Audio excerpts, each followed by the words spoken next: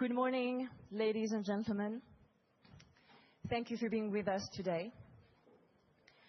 Today is about three words: acceleration, profitability, and value creation. And everything we'll discuss this morning will connect back to these three priorities.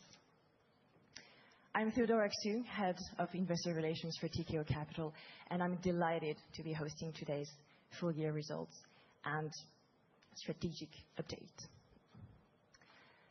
So today, you'll hear from our two co-founders, Antoine Flammarion and Mathieu Chabran, our Deputy CEOs, Henri Marcoux, Thomas Fribourget, and Maxime Laurent-Bellue, and our Group CFO, Vincent Picot. So a little bit of housekeeping element on the flow of this session. So we'll first start with a look on Tikehau Capital key achievements for 2025, and then open the floor for a first session of Q&A dedicated to our annual results. We'll then take a short break to allow everybody to refresh, to grab a coffee, before moving into our strategic update. Then you'll hear first from Thomas, who will share his perspectives on opportunities shaping the next decade. Then we'll have Maxime hosting a fireside chat with our co-founders, discussing accelerating profitability across asset management.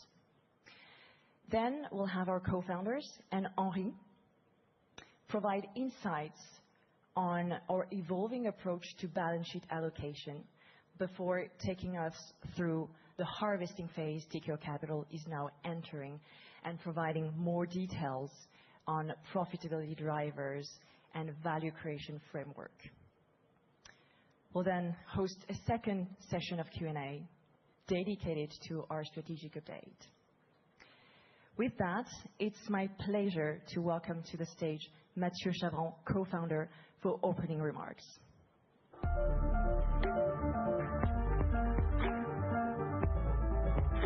you, Theo. Welcome everyone here in London, and welcome for all the people who dial in on the webinar or the webcast. I hope that you can hear us okay, you got all the documents, and that you will be enjoying this presentation with us. So very happy to be back in London, not only for our 2025 full year earnings, but also for this new Capital Market Day, as we call it, and very excited with on behalf of all the team, to host you at Tikehau and give you a little bit of the forward-looking, which is really what we would like to focus on today. But first, let's start with our 25 earnings that were released this morning. I like to call it a record year because the numbers, stand. But before we get into the numbers, I would like to, tell you and witness how strongly the franchise has evolved over the past few years, and the acceleration, as Theo was rightly saying, that we benefited from in 2025. It's been a record year on the deployment, despite, if you look back and think about what 2025 was as a year and as markets to operate in, that was a record year on the deployment. On the realization, we come back to that, on exiting some of our portfolio companies and distributing back to LPs, and as well as, the fundraising, the gross and net inflows, we'll get back to that. We told you in 2022 that the focus was to, develop, grow the profitability of the asset management. Remember that when we went public 9 years ago, we were barely doing 5 million of EBIT. It's close to 150 million, this year, and you will see that this growth and expansion in asset management profitability is here to stand, and we'll give you some guidance where we think we can go. And then finally, the portfolio, we've got these two engines at Tikehau, right? The asset management, the principal, or a balance sheet. We saw some strong, contribution, albeit this year impacted by some forex, and we come back to that. So as I was saying, record in deployment, realization, inflows. On the deployment, it's 7.6 billion euro that we put at work, at Tikehau, which is an increase of 35% compared to 2024. On the realization, on the exit, we like to say at Tikehau that you have to give back so that people keep giving. and you keep hearing about investors not getting money back, what we tried to do last year is to demonstrate that, yes, you can exit some portfolio company, give back to your investors so that keeps fueling the next cycle of growth. That was twice what we did in 2024. On the capital formation, it's 10.5 billion of gross inflows, and that's the fourth consecutive year of a record year in fundraising. It's 8 billion, in net inflows. What we are very encouraged by is that the whole investments we made in the platform over the past few years globally. Remember, we went public, we had 5 offices. When we saw you in 2022 for the Capital Market Day, we had 7 offices. It's now, 17 offices we've got, across the world. From Asia, including Japan, Middle East, across Europe today, North America, even, South America now, we've got all this new customer base that are fueling the fundraising at Tikehau. 80% last year came from new customer base, new geographies outside of our domestic market, taking our overall AUM to 52.8 billion euros. As I was saying, we've been focusing on larger transaction with a more global portfolio, not only in Europe, domestic market, but in Asia, in North America. That has enabled us to raise additionally more than 1 billion of co-investments on some of those larger transactions. You'll have some examples later on, that you may have picked up over the past year, but that has been a strong, driver. On the capital formation, as I was saying, few elements. In Asia and Middle East, it's 1 billion euro that was contributed. We hit the 1 billion euro of inventories of clients in Korea that we had open, 6 years ago. Just I'll give you an example that, we kind of like. Just last year, out of the 10.5 gross inflow we had, 4 new investors actually accounted for 20% of our fundraising, and they were all new relationships of ours. Bigger commitments. I mean, they came from some very complicated to penetrate, markets. I'm thinking about Japan, thinking about Germany, I'm thinking about the U.S., I'm thinking about Middle East, GCC, Abu Dhabi. This is a strong illustration that the investment we made in the platform is now paying off, and we're harvesting all this investment that we had made. As I was saying, giving back capital to our LP, it's 4.1 billion that we returned to our LP last year. Just as a data point, because people have been talking a lot about private equity last year, and I'm sure we'll have plenty of questions about private equity as well, and we're looking forward to addressing them. It's a 2.6x that we return to our investors on the realized transaction. Where does that leave us on the financial? I mean, we issued this morning, all the numbers in the details. We'll come back. If I look at the first pillar of our business, our asset management business, it's a 8% growth of our revenues, converting into 18% growth at the EBIT level. We grew by 12% our core FRE, these fee-related earnings. For the first time, as we told you a few years ago, we passed the 40% core FRE margin, and you may have picked up, and we'll come back to that we're giving an improved guidance, on this very important profitability element. On the second pillar, the portfolio, it's a 19% growth in our realized revenue, for the balance sheet, our investment portfolios, and a 33% revenue growth if we exclude, once again, these currency effects that Vincent will be detailing. Finally, it's 136 million net income that we are reporting for 2025, which is 51% growth if you exclude, this currency effect. We propose 0.80 dividend that we'll be voting at the next AGM. That's, for the key element. There'll be plenty of details, on the session. Once again, thank you very much. We look forward to an interactive session. Thank you. I will hand over to Henry for more details.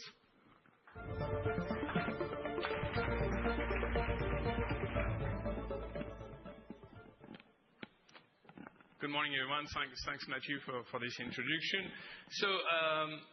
Let's jump into our asset management flywheel. Maybe we'll start with deployment. As you have seen, deployment has clearly stepped up during the year 2026. We've reached 7.6 billion euro of deployments, so that's an additional 2 billion, 35% compared to the year 2024.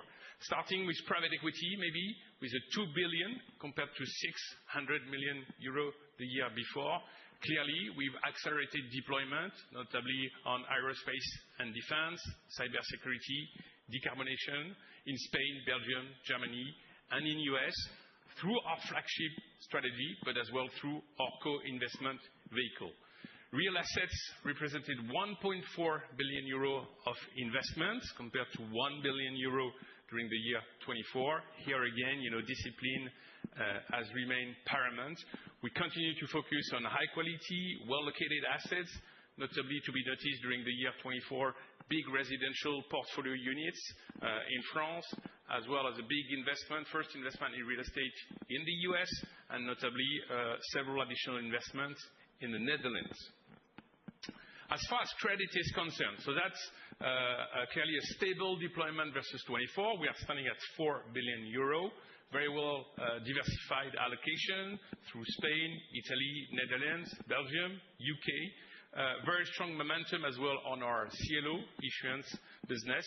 And so we are ending the year with more than 7.6 billion euro of dry powder end of 25 to be ready to capture new investment during the year 26.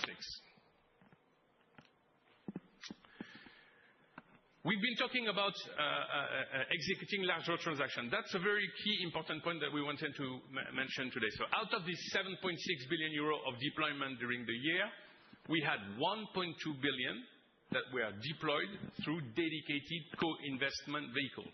That has been the case on the private equity business, such as the Aegis transaction we've been commenting for a few months. EISA in Spain, that has been the case for as well Cyotech aerospace and defense deal in Belgium.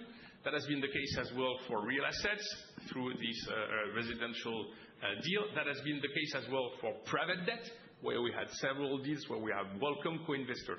So that's clearly a new feature here, creating adjacencies, creating new funds alongside our flagship and welcoming co-investors. What does that mean? That means that through this creation of new vehicle, we are bringing into the platform additional fee paying. So management fees that are going to fuel our fee-related earnings, and additional performance fees, which will depend on the exits, of course, but which will fuel as well our asset management EBIT. So looking at what happened in 25 over those co-investments, that's roughly more than 1.2 billion euro of additional co-investment, bringing more than 150 million euro of asset management EBIT for the coming year.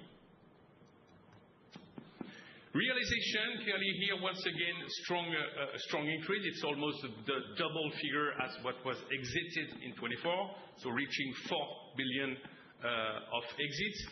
Here again, private equity has been increasing significantly. That's 1 billion euro of exits for 5 positions that were exiting during the year, reaching 2.6x of multiple, so clearly in line with our fund expectation. As far as real estate is concerned, we remain stable, 500 million euro of exits. Multiple on real estate achieved has been 1.6 times. That's at asset level, unlevered, and those exits are mainly residential and light industrial. As far as private credit is concerned here, clearly very strong increase. Realization have reached a record. That's almost 2.7 billion euro. As far as direct lending and corporate lending are concerned, those are repayments. The average MOIC reach has been 1.4. As far as our special ops business is concerned here, we've been exiting several positions as well at our initiative, achieving a gross MOIC of 1.6 times. I want to insist on that because clearly, in 25, I think that the global macro environment, as far as exits is concerned, has been challenging. In that context, we've been able to deliver 4 billion euro of exits. So we are sending back money to our LP. We are increasing the DPI, which is key. We are increasing the performance, and all the average gross MOIC that have been realized on all of our exits are clearly either in line or above our fund expectation.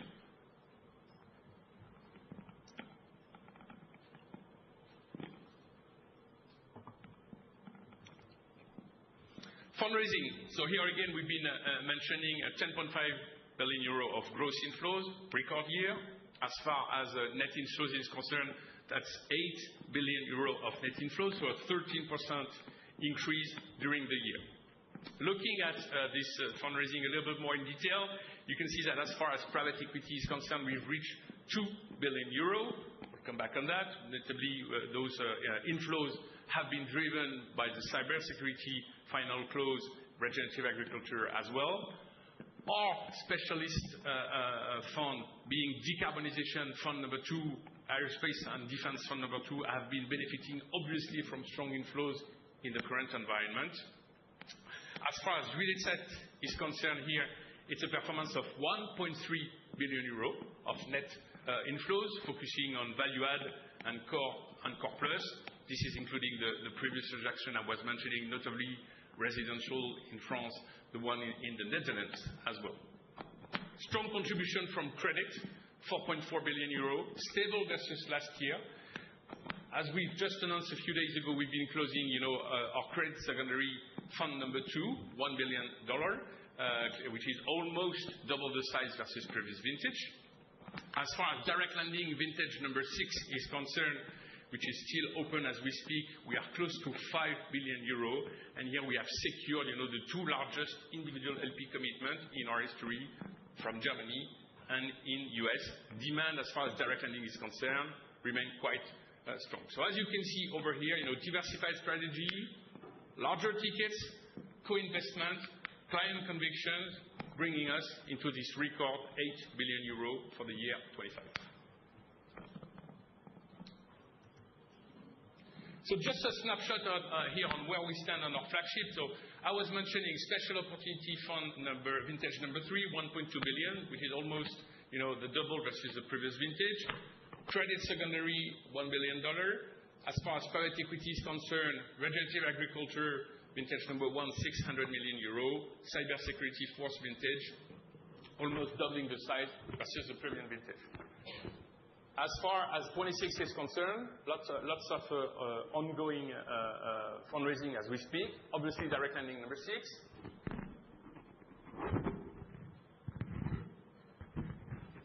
Well, sure. Can you hear me like that? Is it okay?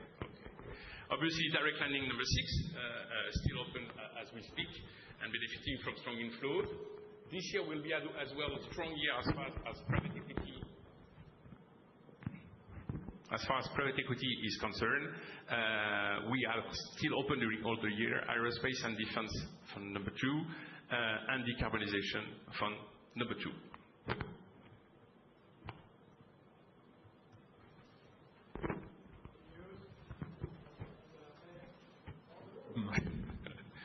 So you have here on the screen the evolution of our AUM during the year. So it started at end December 24 at 49 billion euro, ending at 52.8 billion euro. Different movements of the year have been impacted by the inflows I was mentioning, 8 billion euro, and the distribution standing at 4.1 billion euro. You have on the right side of the page, the diversified and the complementary asset class, the split by business unit.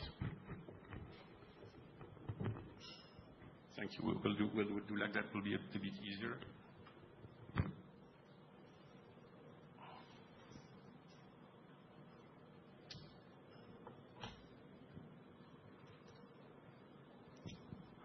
Client base, as far as client base is concerned, one important feature, Matthew was mentioning the number of offices we are operating, namely 17 offices as we speak. Important to notice that as far as inflows are concerned, that's more than 80% of net new money that has actually been raised from international clients. You have here the biggest contributors for the year 25 being US investors, UK, Spain, Germany. To be noticed during the year 25, strong contribution from Asia, namely from Korea and Japan. Korea has gone over the 2 billion mark for the year 25. Contribution as well from Israel, where we are approaching the 2 billion euro mark as far as LP commitments are concerned. So those are the most represented nationalities in 25. On the right part of the page, you do have actually the split, which means that international clients have increased from 44% 24 to 46%. So that's a 13% increase, representing 24 billion euro at end of 2025. Private marketing is an important feature. We've been focusing significantly over the past year over the strong growth era of growth. That has been the case as well for 2025. That's 25% of third-party inflows that were raised through private clients.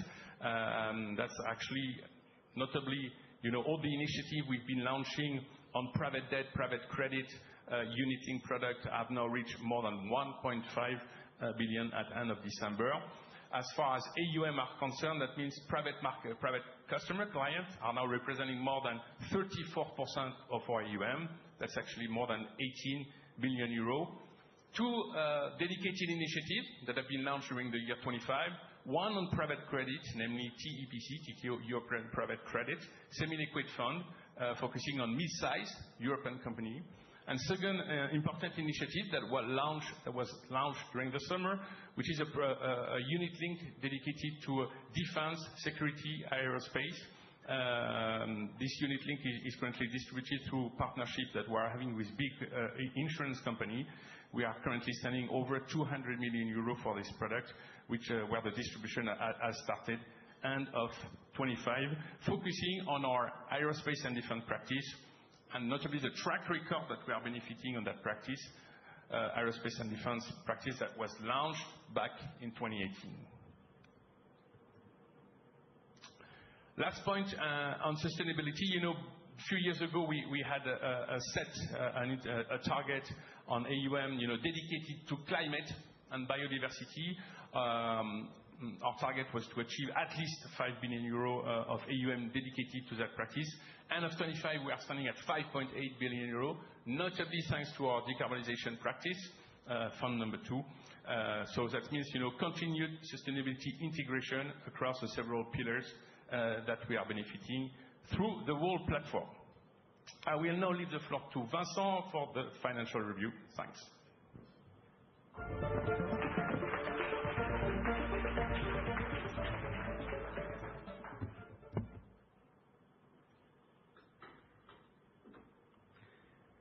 Thank you, Henry. So I'll start the financial highlights with our fee-paying AUM and the revenue generation in terms of revenues. So first, fee-paying AUM grew by 6% compared to 2024. It was driven by net money on our private equity practice, capital markets, and also by a very dynamic fundraising and deployment activity for direct lending and CLO business. In addition, it's worth mentioning that future fee-paying AUM grew by 24%, and it was supported by solid net money in direct lending strategies, which charge management fees on invested capital. So together, fee-paying AUM and future fee-paying AUM increased by 8% year-on-year. So that's a sign of securing future management fee generation. Also, and the impact it has on management fees is that management fees increased by 8%, reaching 358 million euros.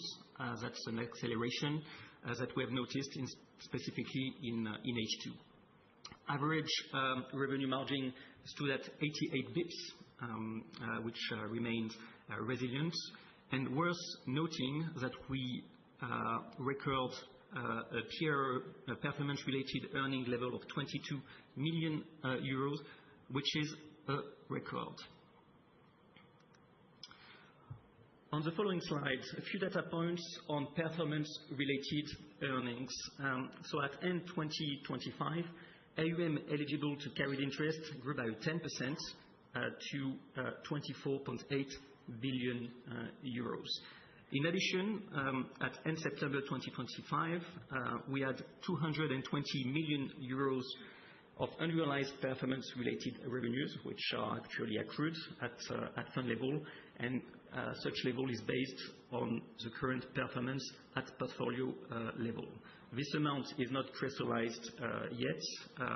It is not yet accounted for in our P&L, and it will be recognized as funds approach maturity. In terms of asset management profitability, and as Mathieu mentioned, we grew our asset management EBIT by 18% year-over-year, reaching for the first time 150 million euros. This growth reflects specifically the increase in the core fee-related earnings, with a notable acceleration in H2. This is mostly due to an increase in management fees in this period. Overall, core fee-related earnings increased to 41% in terms of margin, exceeding for the first time the 40%, and it reached exactly 46% in H2. Overall, and looking now at the cost base, we remained very disciplined because the operating cost base only grew by a mere 3% year-over-year. So that's a testament of an efficient resource allocation. Moving now to our investment portfolio. So at end 2025, the total fair value reached 4.4 billion euros, very and still very granular, with a bit more than 300 investments. Approximately 3 billion of this amount is invested in our own management strategies, so it ensures an alignment of interests with our client investors. The remainder of this amount, 1.3 billion euros, is invested in our direct investment ecosystem. As you can see on the right-hand side, we've got a pretty well diversified portfolio in terms of asset classes. Now, looking at the flows and what happened over the year, investments reached 1.3 billion euros, of which 951 million euros of capital called in our own strategies, CLO, credit secondaries, private equity strategies mostly. But we also invested 370 million euros in our ecosystem, and it was mostly driven last year by our investment in Schroders. Over 2025, so we carried out close to 800 million euros of exits. Returns of capital were from various asset classes, CLOs, special opportunities, but also decarbonization and aerospace strategies that Henry mentions when talking about distributions to our LPs. Market effects, minus 18 million euros, reflecting mixed effects, positive fair value changes for our Schroders stake, also positive revelations in some of our private equity strategies, mostly aerospace and defense, and also decarbonization. But it was offset by negative market effects in some very specific credit and real estate situations. And finally, currency effects amounted to minus 161 million euros, and it's mostly linked to the sterling-euro exchange rate. Slide 20, next slide. So in terms of portfolio revenues, so in 2025, portfolio revenues reached 166 million euros. That compares to 207 million euros in 2024. But as mentioned also by Mathieu, realized revenues actually grew very significantly by 19% year-over-year, reaching 239 million euros. So that's worth highlighting. It's composed primarily of coupon, dividend, and distribution from our whole spectrum of credit strategies, listed REITs, and also ecosystem investments. As regards unrealized revenue of minus 73 million euros, we've got a P&L impact of foreign exchange for minus 52 million euros, mostly linked to the euro-sterling exchange rate. And as I explained in the slide earlier, also around minus 20 million euros of unrealized negative changes in fair value. So excluding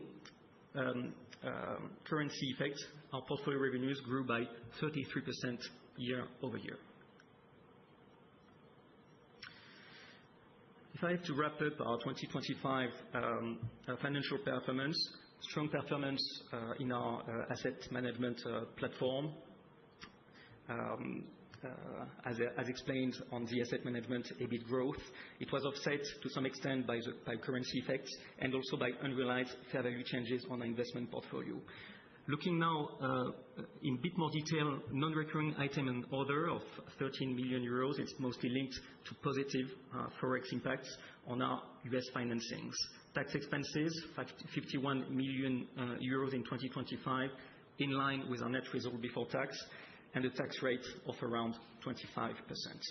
So overall, our net result group share amounts to 136 million euros, and if we exclude main currency effects, our net result grew by 51% year-over-year. In terms of balance sheet metrics, our model is strong, supported by means of 3.1 billion euros of shareholders' equity group share, and also by short-term financial resources of 1.2 billion euros. As regards our financial debt, which stood at 1.9 billion euros, it encompasses a 500 million euros new bond issue, a renewed and upsized RCF line of 1.15 billion euros, and at end of December 2025, we have drawn 150 million euros of our revolving credit facility. And as of today, we have fully reimbursed our RCF. In terms of, so based on this, sorry.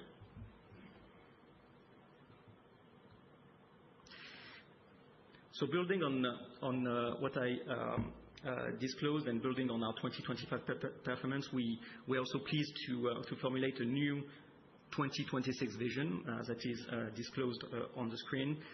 We will be laser focused on reaching an AUM of at least 60 billion euros by end 2026, reaching FRE between 175 and 225 million euros, and a net result group share between 420 million euros and 520 million euros, excluding forex effects. Worth noting that approximately 180 million euro of net result comes from the full disposal of our stake in Schroders that happened earlier this year.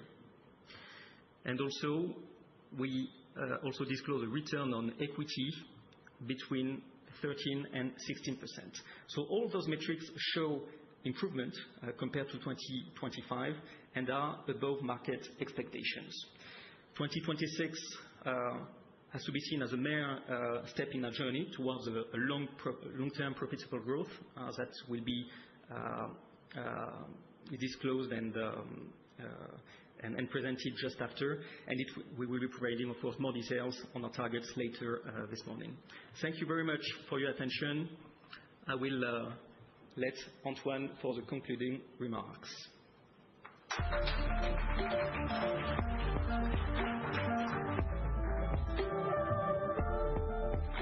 So thank you, gentlemen, for this very thorough presentation. We'll now open the floor to questions. So if you'd like to ask a question, please raise your hand, so we'll give you a mic.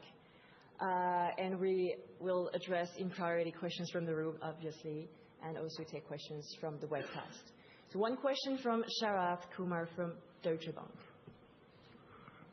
Good morning, all. Very impressive presentation, so congratulations. I have two questions, if that is okay. So first one is, while I totally understand your investment story, but I think it will be much simpler with an asset-light business. Although I kind of understand where you're coming from in terms of your balance sheet, funding your strategies, but ultimately I think it is very hard to deny that this has been hugely dilutive to your valuation. So has there been discussions to hive off the investment activity outside the listed entity so that it can improve your valuation? So that is the first one. And I want to come back to the usual topic on your share price valuation, low free float. A couple of years ago is when you disclosed your 2026 targets. At least on the asset management side, you have been mostly on track, while on the investment activity side is there, I think consensus is widely divergent from your targets. just been a very painful wait for the sector to re-rate, and you have not been alone in that. But when it comes to increasing the free float, what is the latest update that can give you? I know it's been a chicken and egg situation for the valuation to increase or the free float to increase, but what is the latest update that we can hear? Thank you. Thank you for your question. That's a usual relevant question we had on balance sheet and asset light.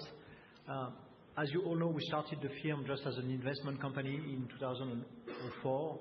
In 2007, we launched the asset management. So our asset management is 19 years old. We are celebrating next year our 20-year anniversary for the asset management. So we decided from day one that having a balance sheet will help fuel, grow the asset management. And as we discuss a little bit later during our strategic update, we'll be more precise into that. But the truth is that we've been using the balance sheet to seed, sponsor new initiative. Without the balance sheet, it would have been impossible to launch CLO in 2012, direct lending in 2009, decarb in 2018, aerospace and defense in 2020. Needless to say that nobody will even answer our phone, so we used the balance sheet to seed, sponsor that. As a result, we have this balance sheet, a 5 billion balance sheet, and now a 53 billion AUM business. We are clearly unhappy with the valuation. The sum of the part is miles away of what we should be. So clearly, we don't get the credit of having both the balance sheet and the asset management. For all of you who are very familiar, you just saw the latest M&A transaction announced, which is the Color purchase for 3.2 billion. Color is making 145 million of EBIT, let's say. So we just announced 150. So that tells you more or less the valuation we should get on the asset management. And on top of that, we've got 3.1 billion of equity. So we've been growing the firm using the balance sheet to seed, sponsor, launch new initiative. As we enter now a new chapter, and we'll discuss that during the strategic update, we are committing less amounts to our funds. We don't really need now to seed, sponsor with large amount of money. And as you see, for the first year in 2015, the commitment we had in our fund declined. So we started the year with 1.6 billion of commitment in our fund. At the end of the year, it's 1.3 billion. So that's telling you that we don't really need as much capital as we needed before. So moving forward, we'll have really the two businesses, the principal investing, which will still remain invested in our funds. Skin in the game is critical for us. And we have the asset management business, which is now profitable. When we list the firm, if you remember, we are making 4 million EBIT, so no profitability at all. In 9 years, we grew from 4 million to 150. As you saw on the 2026 guidance and vision, we are targeting between 175 and 225 million of FRE. So now asset management is profitable. The balance sheet, we think, is really back on track to be profitable. Vincent mentioned, for instance, Schroeder. We'll detail that, but Schroeder has been a 64% IRR and a 240 million net income.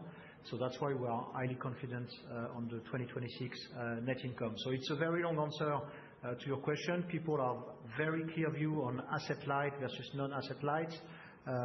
Blackstone is really asset light. KKR is not asset light. KKR is now compounding as a strong pace the balance sheet. And at the end of the day, for the shareholder, I think what matters the most is the net income. And to increase the net income, having the two engines, the balance sheet and the asset management, will probably lead into more net income, more dividend, and share price appreciation at the end. Thank you. 2 more questions in the room from Arnaud from CIC. Thank you. 3 questions related to currency impact. The first one is, can you give us the breakdown of your AUM by currency in order to forecast what could be currency impact on these assets?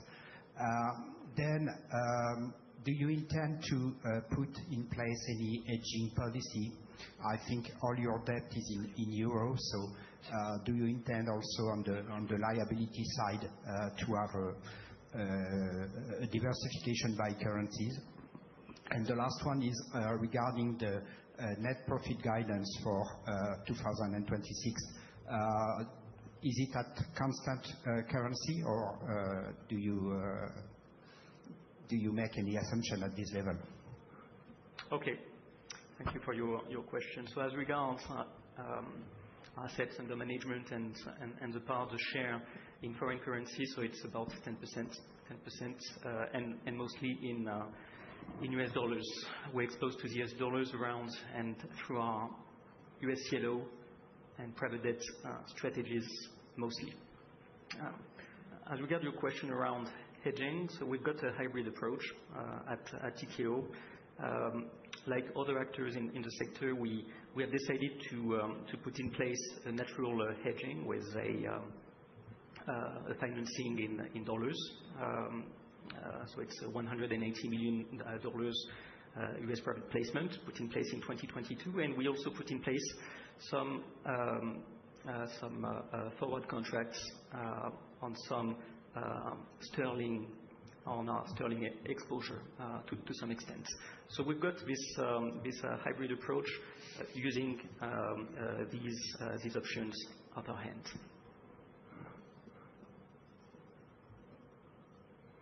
And regarding your last question around our 2026 guidance in terms of net results, which we mentioned is between 420 to 550 million euros. We mentioned very specifically that it's excluding foreign impacts, so basically at constant currency versus December 2025.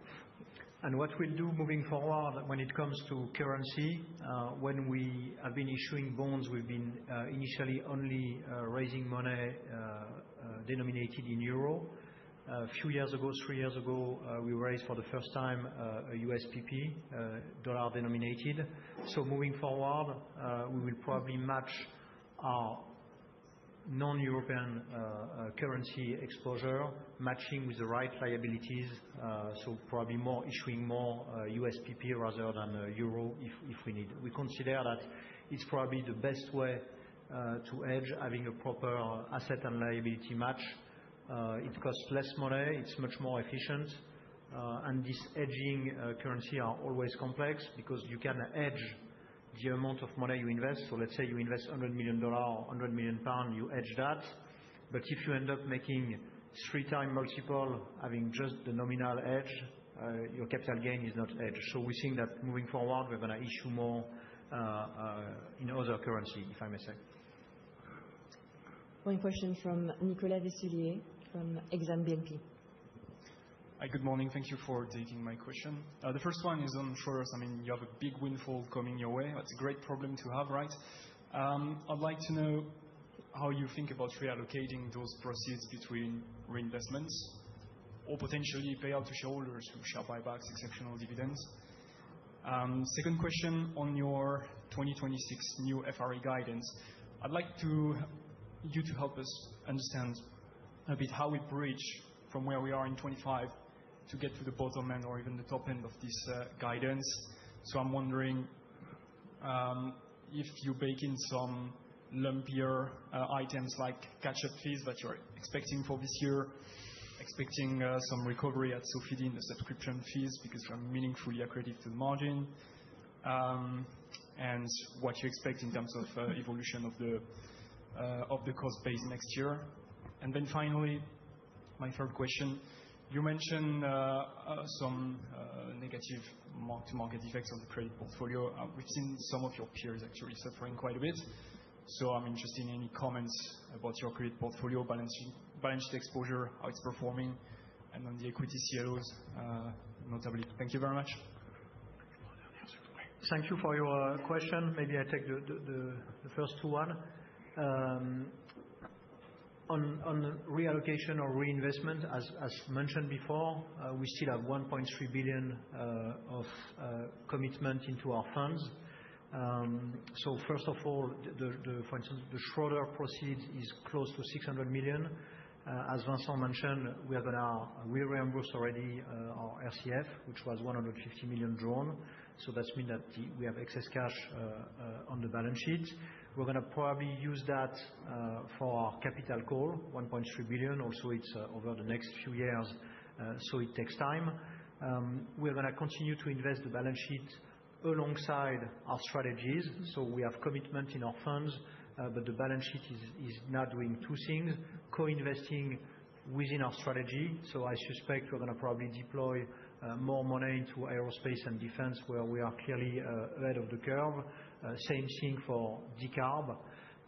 We start seeing more and more credit opportunities as the cycle is becoming more complex.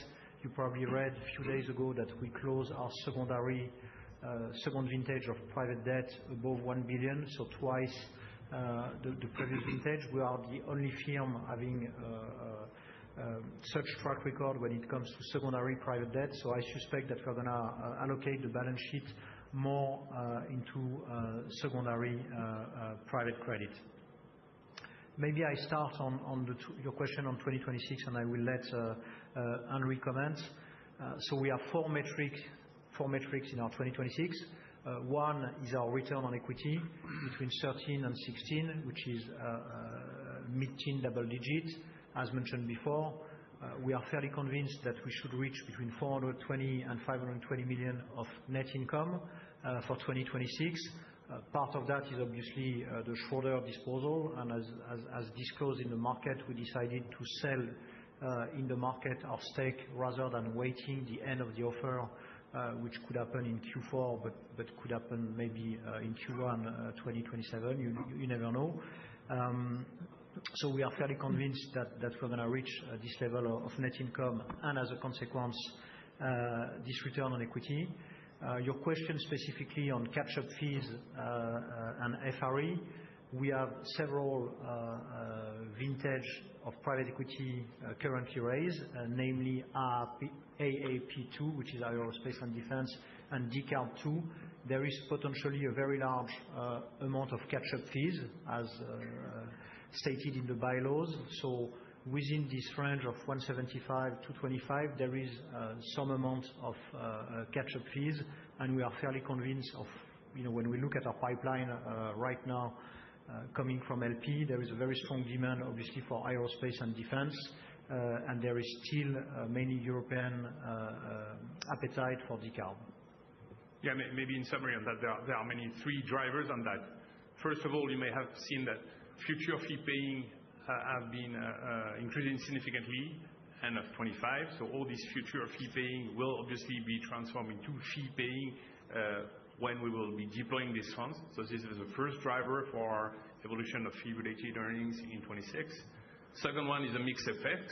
Obviously, as just described, on the pipeline within our funds, we are now on the road, investing and fundraising on our two big platform PE funds, namely Decarbonization Fund number 2, Aerospace and Defense Fund number 2. Yes, there will be catch-up fees, but namely out of the maybe excluding even these catch-up fees, there's a mixed effect with these two private equity funds and the track record we have been effecting on these two areas. Maybe the third drivers to increase effectively the FRE in 2026 is obviously cost control. We started to be more, to take carefully more of the issue around cost already back in 2025, and we will be keeping in that area for 2026. Sorry. Go ahead, Mathieu. No, I just wanted to address the third question on private credit. I wish we had 2 hours to discuss private credit since so many things have been written over the past few weeks, or few months. But more specifically, we happen to have our CLO business within private credit. Just to answer specifically on the US side, beyond the Forex that Vincent elaborated on, obviously last year was a volatile year, and as you know, the CLOs are some arbitrage vehicle with some liabilities issued and then can be reset. What we had last year was effectively on this specific part, some kind of a lag between the end of September, end of December valuation at the asset side and the reset on the refinancing. We're expecting to catch up on this side when we reprice and reset the CLO. Now, more specifically on the private credit, I think there are, as Antoine said, that's a big opportunity for secondary private debt, but we've never been as bullish on the opportunities to keep deploying with the same underwriting discipline when it comes to direct lending. The issue we've been facing, there are two comments. One is cyclical, the other is structural. On the cyclical aspect, what we've experienced, particularly in the U.S., is this massive growth and fundraise on credit, where many managers, and not being judgmental whatsoever, have started to have to deploy zillions, raise. And as you know, when some of our competitors raise, 50 billion a quarter, it takes some time to keep the same discipline underwriting. We're still, I think, and our partner Cecile is in the room, I think we're 5 to 7% selection rate on our private credit deployment. So that has been driven effectively a lot of talk, around the direct lending. The other thing that in the U.S., the bulk of, all the noise you've been hearing was coming from the U.S. You've got the mid-market direct lending, which is on average 6 to 7 times now levered. In Europe, it's more like 5 to 5.5. Our portfolio is 4.4. So as always on credit, because the only thing you're getting is par, it's how do you underwrite and how do you structure, going in. So it's a much more defensive portfolio that we've been having, and we just closed, the sixth vintage of our strategy. We started in 2007, so it's a 19 years track record. When, as I'm sure 92% of the private credit managers were launched post GFC. So I think that here it's important, we have our share of situation of negative watch where we're working. A lot of the cyclical aspect is effectively all the credits that were originated in 2021, the zero interest rate environment, the central bank very accommodating policy, and when you had a base rate at 0 and some spreads at 300, obviously fast forward 5 years and you got a base rate at 4 or 5 and the spreads maybe at 4 or 5, obviously your cost of refinancing is much higher, and then you have to effectively recapitalize part of them. Now, the silver lining, as Antoine alluded to, is that we're entering the golden age of the secondary private credit, and we're best positioned to tackle that. Well, thank you so much. I'm sorry, I'm conscious of time. We'll address more questions later on during the second Q&A session. So let's take a short break. We'll resume in 10 minutes. Thank you very much. Welcome back, everyone.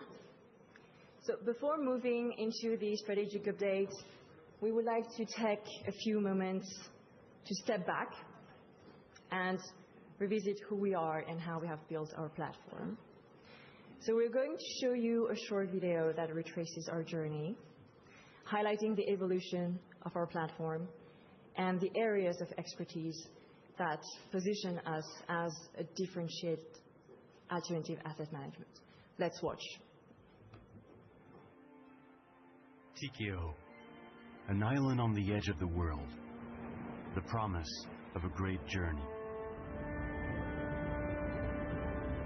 It all started in 2004 with nothing but ambition and the desire to discover new paths in the world of investment. Think big.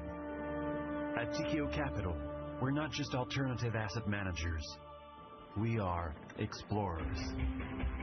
As we expanded our global presence, we continue to navigate the ship efficiently. Curious, resolved, fiercely independent.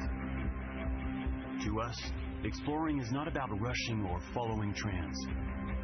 It's about making informed decisions and heading in the right direction.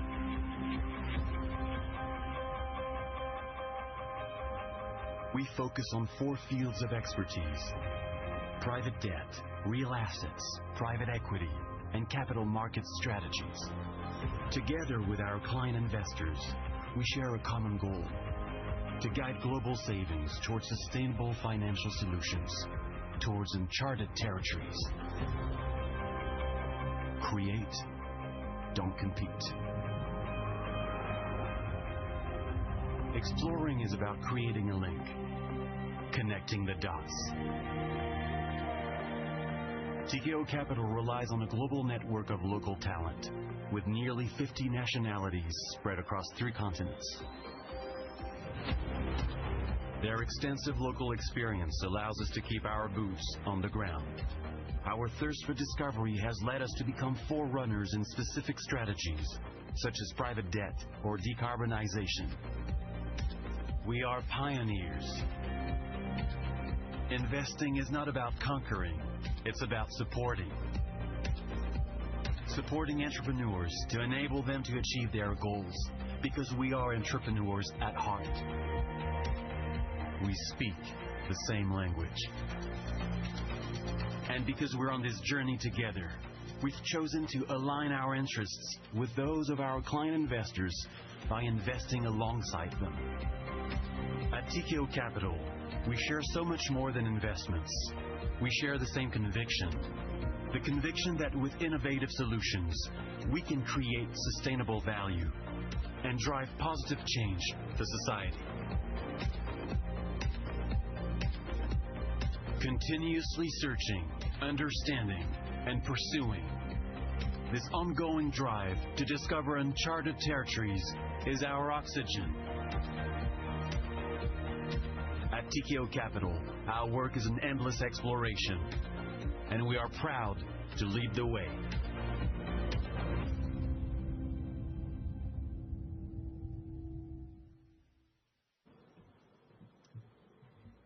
So we hope you enjoy this video that really captures our journey.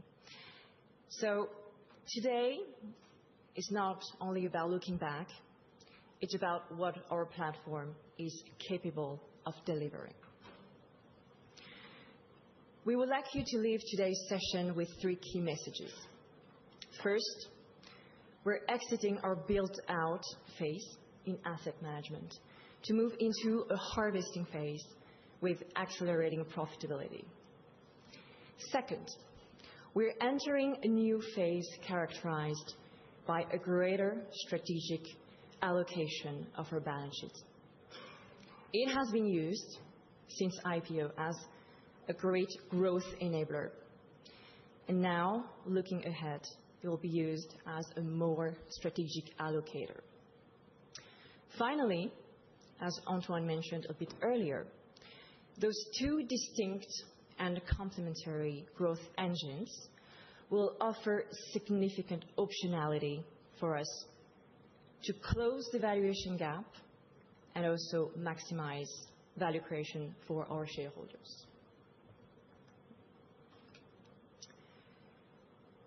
Aligned with our 26-29 roadmap, we'll be focused on delivering the following objectives.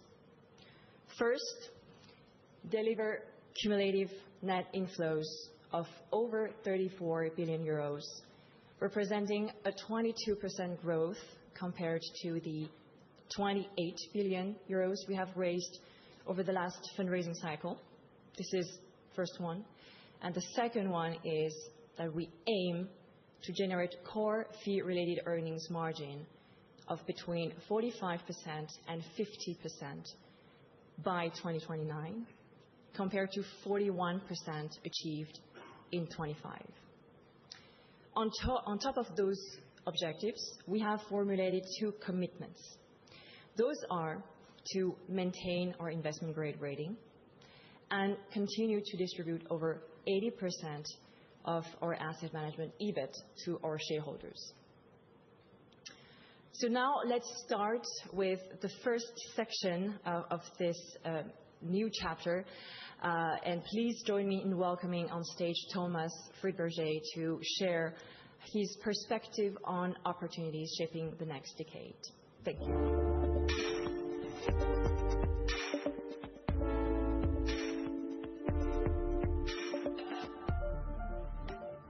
So, Thomas, first question for you, and thank you for being here with us today.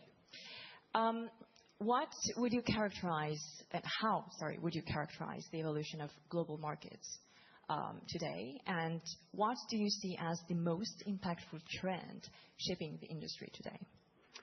Thank you, Theo. So if we look at the size of the private markets, they were estimated at $26 trillion in 2022. They are expected to grow at $61 trillion in 2032. Those are not small numbers, you know. It's approximately 50% of the current global GDP. If you want to compare that to other markets, let's say you have a global market cap today in listed equities of 140 trillion. This number of 61 trillion expected in a couple of years is not small at all. It means that the private markets are converging with liquid markets, and the convergence doesn't stop there. Let me take the example of private credit. Private credit has converged in size with the high yield corporate bond market and with the leveraged loan market, both in the US and in Europe. That's done already. As a consequence, the fixed income markets are more and more integrated, with private credit spreading to investment grade, to asset-backed lending. This will offer a full range of new options to issuers going forward. We also think that, by the way, having a strong expertise in liquid credit through our capital market strategies is a strong advantage in that perspective of convergence. I would also say that in a complex world where uncertainty, volatility, dispersion are increasing, where asset allocators need to deploy large amounts of capital on the back of a strong growth in savings, the one-stop shop model is appealing. Why? Because platforms benefit from clear processes, from clear risk management methodologies, compliance, conflict of interest management, better client servicing, better reporting capabilities. Platforms also are able to source larger transactions, allowing co-investors to deploy large amounts of capital quickly. They also can afford the multi-local approach, which we think is absolutely essential in the generation of performance. The message here is that the convergence between public markets and private markets creates value. It creates value for companies and issuers. The increase in size, in deal size, in private equity and private debt provide more options for companies issuing debt. They can allow company to be taken private, for example, or to remain private for longer. It also creates value for LPs. We said that it's allowing asset allocators, large asset allocators, to deploy large amounts of capital in private markets. It also gives access to private markets for private investors, which is kind of new. Also it will bring the best practice of liquid markets to the private markets in terms of conflict of interest management, reporting, and risk management. All of that is positive. Thank you, Thomas, for those very interesting insights. We've seen an increasing sophistication in private markets. What investor behavior shifts are most material, and what capabilities must managers build to truly differentiate and capture growth? If I start with the institutional world, we notice a sharp increase in demand for co-investments, for SMAs, for bespoke solutions. That requires from us robust origination capabilities. Capability to originate locally, but at scale, which is the challenge. Also, solid fund structuring and tailor-made solution to address all the specific demand from all over the world, and also robust processes in terms of allocation, valuations, reporting. That's on the institutional side, and hence the importance of the strengths of the platform. If I now go to the democratization of private assets, addressing private investors, it requires from us global distribution channels, the necessity to talk to a large number of distributors or global distributors all around the world, and also digitalization to deliver data-driven client experience and reporting, which we are addressing partially through our Opal platform. As we look to the future now, what structural themes do you see defining the next decade, and where do you see the most compelling opportunities emerging? Complex question to answer in a couple of minutes, but I'll try to do my best. There will be growth in 2026, 2027, but we think we have the conviction that this growth is going to be led by investment more than consumption. CapEx-led growth, meaning that growth will be probably more concentrated on the sectors that are the priorities of the government. That's the famous 4Ds of McKinsey: decarbonation, defense, digitalization, deglobalization. We think that the growth will be concentrated with the companies able to enable this to happen. The sellers of picks and shovels of the resilience, if you will. Aerospace and defense, energy transition, cybersecurity are among those sectors, and that's the reason why we are focusing on them. Let me also consider deglobalization. There is a need in Europe to create European champions also at the SME level.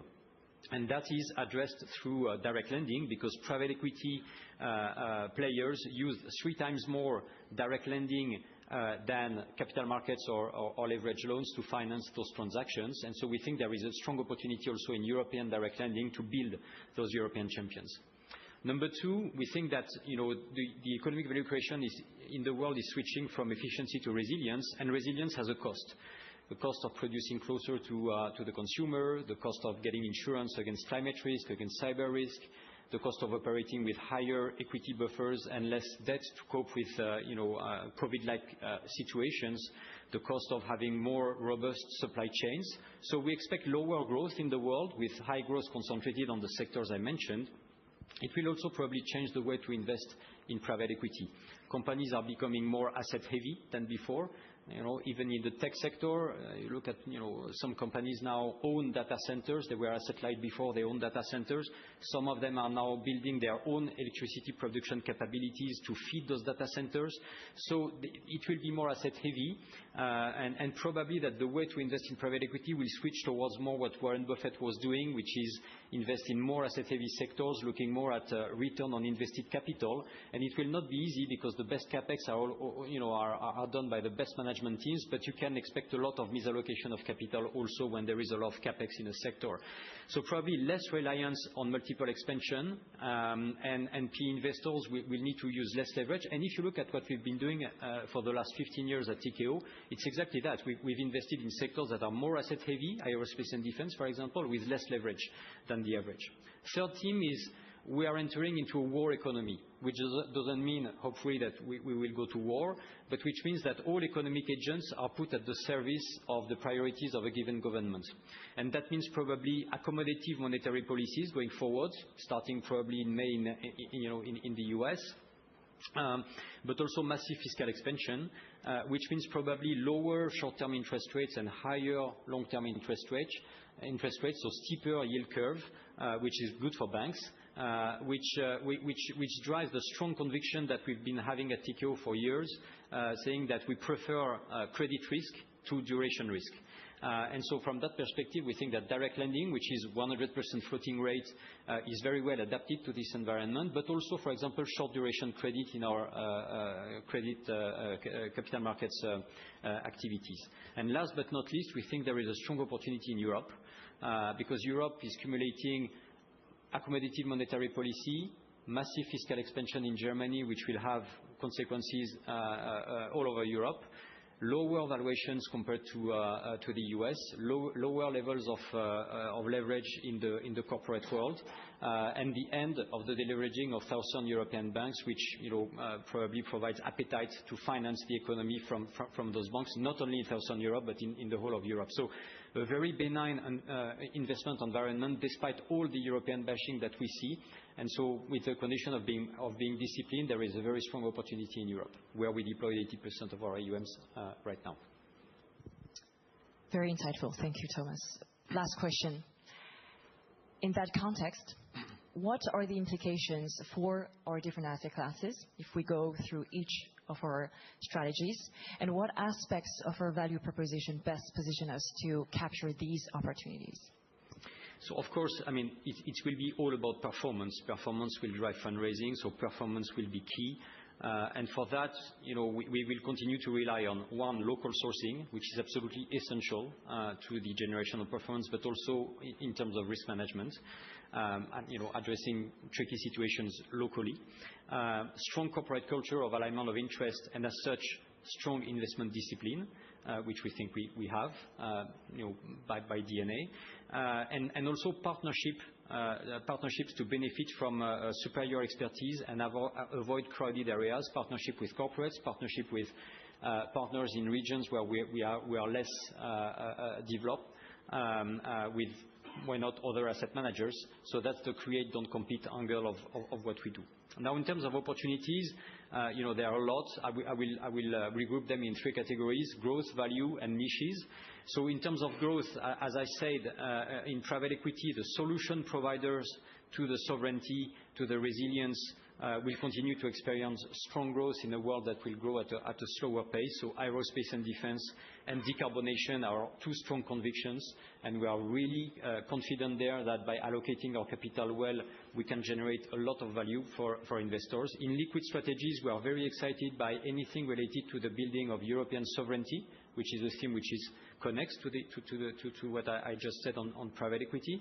On European direct lending, of course, this opportunity to build European champions in a credit space that is growing and is going also more towards larger cap financing, with the condition, of course, to have the right allocation geographically and by sector, is also a strong growth opportunity. Now, value being benefiting from low valuations but also liquidity gaps. We think that here real estate is the obvious candidate, both in equity and financing. Very strong opportunity in real estate, with depressed valuations and volumes that are starting to pick up. Private debt secondary is also addressing this opportunity, buying LP interest or GP and LP interest at a discount. Being selective is a strong opportunity. Special situations, which we define as financing good companies or good assets with a bad capital structure, so having a problem at a certain moment of their development. There is a lot of things to do in Europe. And with regards to niches, I would mention financial subordinated bonds. Those steep yield curves will continue to favor banks. It's a very European-centric opportunity, but we have a very strong expertise there in capital markets. Asia credit is also something that we want to be involved in. We launched a fund recently, and we think it will be a high growth area in the coming decades. Okay, very interesting discussion. Thank you, Thomas, for your time. Well, to explore these themes further, we'll now be joined on stage by our two co-founders and Maxime Laurent-Bellu, our Deputy CEO, for a fireside chat on accelerating growth across asset management. Thank you, Thomas. Thank you.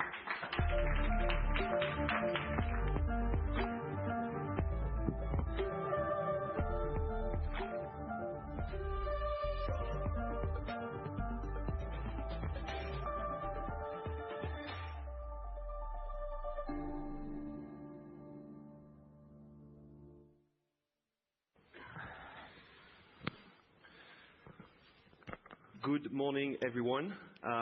Thanks for being here today. It's a real pleasure for me to have this chat with our two co-founders gathered in the same place, which is not every day. Today we will talk about the firm, we'll talk about the industry, we'll talk about the perspective. I want to start with Antoine, maybe, and I know Theo said that we would not do too much history and we'd rather look forward, but just a quick question to start. It's been a 20 years plus entrepreneurial journey, which was quite incredible, and I must say I took part of a decent part of it, probably around 19 years today. And I've seen the firm changing, improving, growing. From the startup I joined in 2007 to a global asset management and investment company with 17 offices globally. So obviously a lot has happened. And Antoine, in your own words, I'd like to understand what are the sort of the key strengths or the key defining features that have been shaping our positioning. Thank you, Max. Let's try to capture the secret sauce. The truth is that, as all of you know, there is no secret sauce. It's a lot of conviction, ambition, entrepreneurship, innovation, and maybe I start with that. We are entrepreneurs. As Max said, as Theo said, the plan is to look forward for the next 20 years, but the truth is that we started, as you know, with 4 million euros as real entrepreneurs. And the journey has been colorful, complex. There is not a single day when you have something new coming up, someone resigning, someone you're trying to hire, a deal going not in the right direction, a financing not in place at the right time, an historical shareholder willing to sell shares. That's what's happening all the time. Because we are entrepreneurs, and I think a lot of people at the firm became entrepreneurs, maybe some in a different manner, but everybody is putting a lot of energy to make sure, we keep the drive, we keep the energy, and we innovate all the time. Financial industry is boring. As I keep saying, we used to have banks, insurance company. Now one of the largest European financial institution is probably Revolut. If you look at least on the valuation, 75 billion. Now the banks are trading up, and you've got several banks above 100 billion market cap. This is what's happening. Revolut, was nowhere, and now it's 75 billion. Everybody wants to make sure that they put their funds on the Revolut platform. As Thomas mentioned, we create our own digital platform called Opal. It's been a record year last year. We sell Tikehau funds and other GP on the platform. It's a greenfield. We started with zero. Hopefully in few years it's gonna be several billions. We started that again from scratch. Part of the secret sauce has been innovation. You can innovate in this boring industry either on the way you raise money or the way you invest. We discussed earlier, Mathieu mentioned secondary private credit. We've been the first firm to launch secondary private credit in 2020 in the U.S. Secondary private equity was everywhere, but secondary private credit was really new. Now we raise our second vintage. We are accelerating on this front, and we've been doing that all the time. When we launched direct lending in 2009 in Europe, it was popular and well-known in the U.S., but nobody was doing that in Europe. Defense is a very good example, and I think there were a question online we did not answer earlier about the deal flow when it comes to aerospace and defense. It's multi-billions coming, and we launched that in 2020. I think, part of the journey, and I don't know if it's the success or not, but we've been innovating all the time. We're gonna keep innovating. You can innovate, as I said, on the asset or the liability side. When you partner with corporation, nobody in the industry has been partnering with corporation. When it comes to aerospace and defense, our partners, Airbus, Dassault, Thales, Safran. They put money, they sit on some of the committee, they help us analyze some of the company. As a result, since 2020, we own now 35 companies in the sector. We exited already 3 of them, reaching on average 2.7x multiple. You partner with these guys, you're probably ahead of the curve. When you launch Decarb with Total, and we launch already the second generation, again, you partner with Total, that give you an edge of understanding, the sector, the trend. Does it make sense to look at hydrogen? Yes, no. Battery storage? Yes, no. We've been doing that all the time. Max has been part of the team who a few years ago start investing and financing data center. We've done that a while ago. We sold one in the Netherlands in December. Because we are born in France, everybody know Mistral, the French AI company. We've been the one financing their data center. I think it's been all the time for more than 20 years. We're gonna continue to innovate. Hopefully, that will generate more businesses. We'll create more partnership with financial institution, with corporation. It's a very long answer because, as I said, there is no secret sauce. We are entrepreneur, we innovate, we keep, the same pace. As some of you know, we put a lot of energy. We being, the 715 employees are putting a lot of energy to make sure we make things happening. That's gonna be the same thing. If you look now for the next 20 years, now we have 17 offices, a very strong platform, a very talented pool of people, and we see a big acceleration coming. It's interesting because innovation and partnerships have been at the foundation of our journey and sort of interconnected together. Should we expect obviously more innovation and more partnership? Yeah, I think it's we've been, I don't know if it's good, but we always find, Thomas mentioned niche, a very specific thing, because when we launched decarb, it was a niche in Europe, frankly. When we launched aerospace and defense, now it's super popular, but it was not even a niche. It was nobody wanted to touch that. And I think, we are looking all the time at what's happening in the financial service industry, and we look at traditional asset manager. Schroeder is a good example. We look at alternative asset manager. We look at insurance company. We look at digital company. And you could expect, more innovation, more partnership, because that's how we build a firm. And I think now the partnership we can achieve are probably much bigger in terms of size. That's what we've done before. Thanks, Antoine. Mathieu, I'd like to move on more the industry. In the same period of time, obviously, the industry has transformed rapidly, tremendously. Thomas touched on the growth of the market, how the market and participants have been increasingly sophisticated, more players coming in, more competition, I guess, more strategies. So it's in constant movement. I'm not even mentioning the backdrop, which is obviously quite complex right now with geopolitics, tax, and so on and so on. But how do we prepare for the next growth phase of the firm in that context? And how do we define our approach in this fast-moving environment and fast-transforming industry? It's a long question, sorry. It's a great question. First of all, congratulations for coping 19 years with us.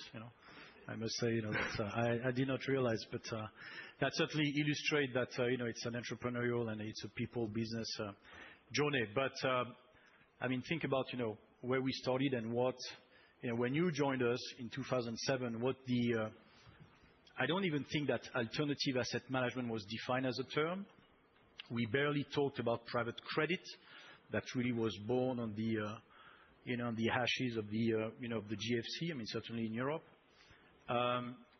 We were still very much in the GP LP world. Particularly if we look at we were born in Europe, as Antoine said, not to mention France, and the market was extremely defined. It was the GP LP. You were doing mid-market European buyout. We were barely talking about private credit, as I said. You had some real estate managers, for sure, but even real estate was not really perceived as I think an alternative asset class. That was probably, certainly in Europe, the most advanced and most developed asset class that people could address, and not to mention infrastructure, etc. Fast forward, 2026. The name of the game, every day you read in the press, you see in the media, all these juggernaut platforms. I can name them because they've been modeled in our development, the Blackstones, the Apollos, the KKRs, managing more than $1 trillion. We like to use this anecdote, with Antoine. When we started in 2004, Tikehau with $4 million of assets under management, Blackstone was managing $40 billion. And he was sitting at Goldman Sachs. I was at Merrill Lynch over there, and we were like, well, $40 billion. Fast forward, today it's $1.5 trillion, $1.6 trillion, they're getting or something, and it's only starting. So this transformation of the industry, and which has accelerated over the past 5 years, it's complicated to date that, but you see that there is this massive transformation of increased savings on the one hand, private savings, bank, insurance, regulation, which is now very different in Europe than it is in the US, interest rate structure in some part of the world. I can think of Japan, I can think of others, and this globalization phase, which all of a sudden enter a deglobalization phase because maybe there is this cyclical moment, with the US, where you're constantly on the edge. It's like being on a rugby playfield, right? And waiting, for the information and seeing whether the ball is going to be coming from, where we're going to have to, to play defense, to play attack. And that has been, extremely exciting as far as I am concerned. We are concerned, and we've only been able to do that because we were lean, agile. That obviously our team, our people were fully, embarked, in this dynamic. And that's why I am certainly, I guess we are, Antoine, I'm so excited about what's ahead, because I can tell you that when people ask us, What have you done differently? Well, maybe starting with 50 billion and not 4 billion, with 17 offices and not just sitting in our cellar in Paris. We're at this crossroad now where we can tackle an industry that has been, as we said, changing dramatically, which I must say has been somehow dominated by American brands, platform, franchise, which once again I respect greatly, but the world is in a different place now. I think you cannot have some limitation on goods with tariffs. You cannot have some limitation on people movement with immigration, and not have at some point some limitation on the most liquid assets, which is capital.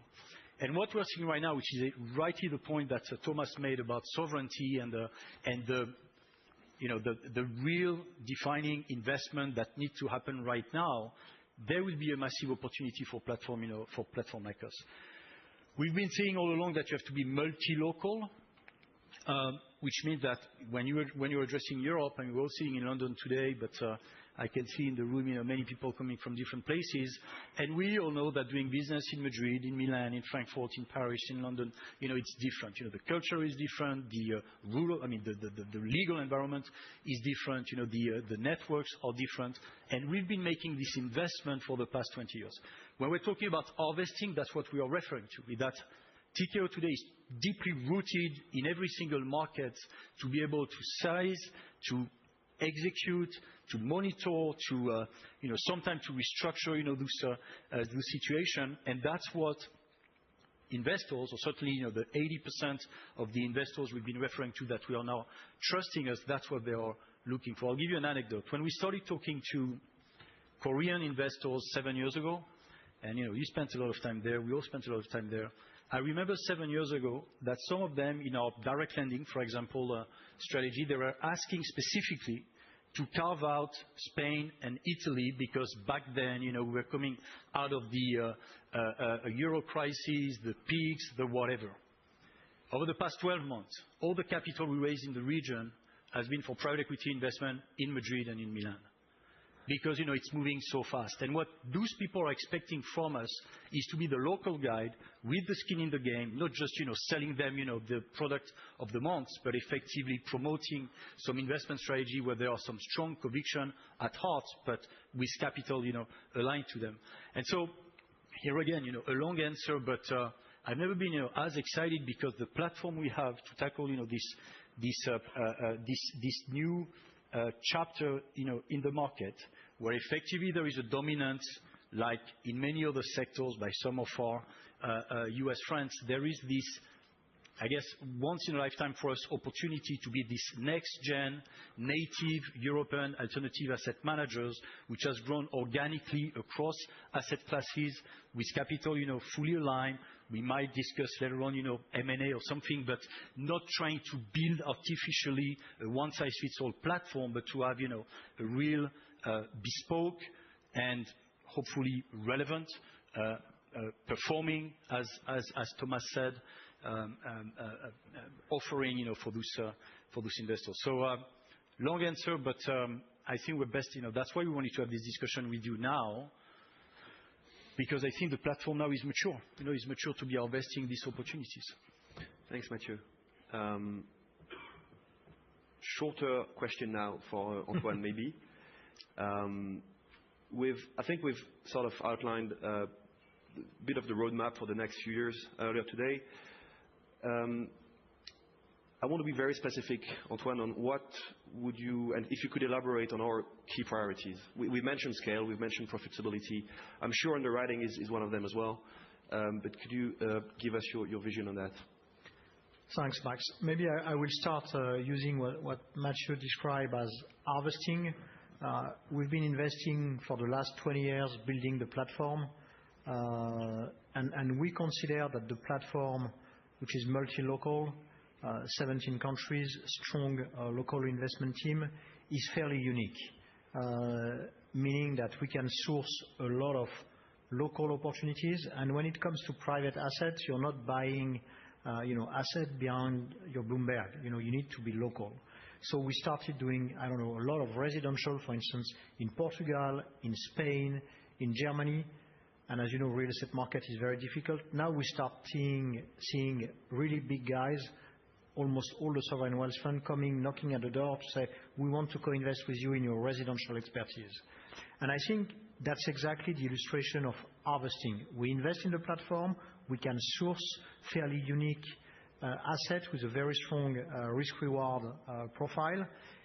That's about now the time to make sure we deliver a larger transaction. We keep the same investment discipline. At the end of the day, it's not about growing the AUM. The most important thing is making sure you deliver performance for your LP, for your investor, and as a consequence, for the balance sheet and your shareholder. I think now for this chapter, we're going to be focusing on more profitability at the fund level, at the firm level, because we've been investing for 20 years. Now the operating leverage is much higher. We reached 150 million of EBIT, 19 years after launching the asset management. The asset management has been launched in 2007. After 19 years, now we reach 150, and it's exponential. I think now it's about time to harvest, to make sure we increase the profitability. We need to be very selective in a very changing world. The example of Mathieu is clearly what's happening. 7 years ago, people will tell you, "Oh, please, no Spain, no Italy." Now people will tell you, "You're doing too much France. We want to do really Italy and Spain." It's changing all the time. When it comes to real estate, people have been obsessed by buying retail real estate, office real estate. Needless to say, what's the office market looks like now. We need to continue to adapt. I will say, to answer and summarize what I say, scale, operating leverage, profitability, investment discipline, and keep the same ambition. That's the plan. What about M&A, Mathieu? As we discussed, we are well capitalized, so we are a potential buyer for not anything, but for many objects. The industry has been consolidating recently. How do you think we'll be active, and how do we assess the right match, essentially? Yeah. That goes back to what we were saying. I mean, there is this imperative of scale right now, be in terms of footprint, size, assets and strategies, platform. Whilst there will always be the great and perfect investors, very focused either locally or by industry. Clearly the trend that we've been seeing over the past few years is accelerating, and I think we'll be even more impacted by the cost of doing business, be from a regulation standpoint, from as I said, the footprint you need to have. We are very well positioned. I mean, it's going back to some of the question we had earlier on about the balance sheet. The balance sheet has been a huge enabler for the asset management business, as Antoine addressed. It's always been, as entrepreneur, you're never overcapitalized. It's quite often very the opposite. Having this opportunity to be able to buy, seed, merge, sponsor, we've become the partner of choice for many bankers, some of you in the room, and I like to call on you to give you some evidence. I mean, I think today we've got 85 names in our spreadsheet, in the pipeline of situation that we are looking at. Small single strategy, single country platform, all the way to some of the large platform that traded recently. We have become partners of choice because of this balance sheet. I mean, if people just want to sell, cash in, and move on, that's not the type of things we're looking at.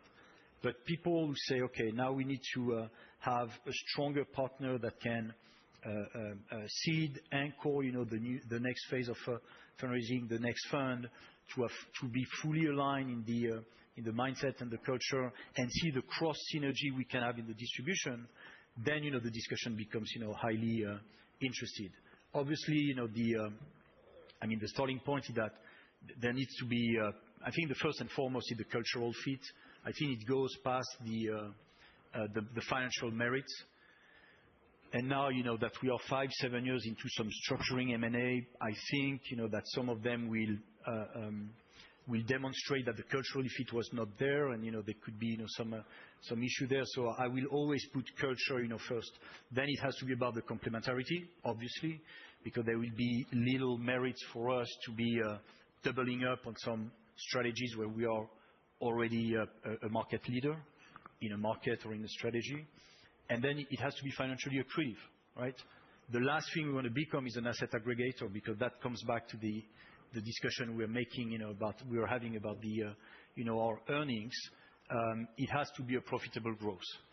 That when you put all that as a filter, it leaves, from 100, it gets you maybe 10 situation, right? From 10 situation, there's maybe only 3 you want to do and maybe 1 that will conclude.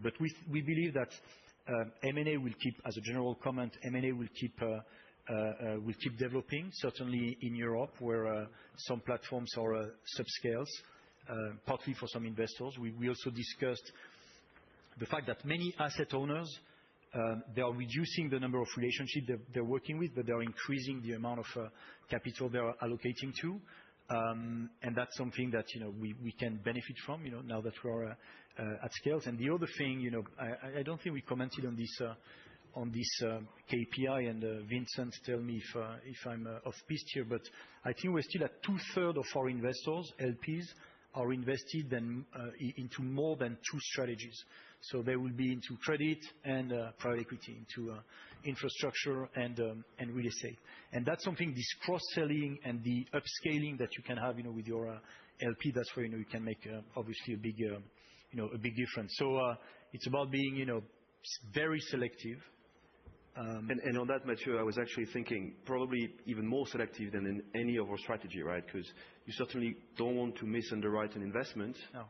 In credit, in PE, real estate, but you for sure don't want to misunderwrite an M&A opportunity, right? No, 100%. 100%, it's a people business. You have not seen us entering into a transformative M&A that, with all due respect for my investment bankers friends in the room, what I call sometimes, the banker's idea, which is on paper, on Excel, it's always perfect. It always works on Excel. Then, you've got this people business component that needs to be factoring. As the industry mature, as some people get into some succession challenges, as some platform may be struggling, to raise the next fund, those discussions are becoming very interesting. Maybe I'm adding a comment on M&A. All the transactions you've seen in the sector, all the comments are about how many times, what's the multiple on FRE. Okay? BlackRock is buying HPS on whatever, 17 times. Collier is being purchased on 17 times, and so on and so on.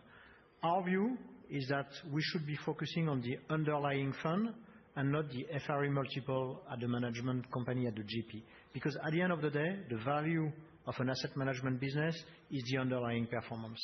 I think people have been a little bit distracted in the last 15 years. People have been buying a lot. As you noticed, we bought nothing. We are in a position whereby we will be the one consolidating, but as long as we make sure that we are buying very strong team, the same DNA and culture, and very strong performances at the fund level. Because, if you start having good performances, the value of your business is probably close to 0.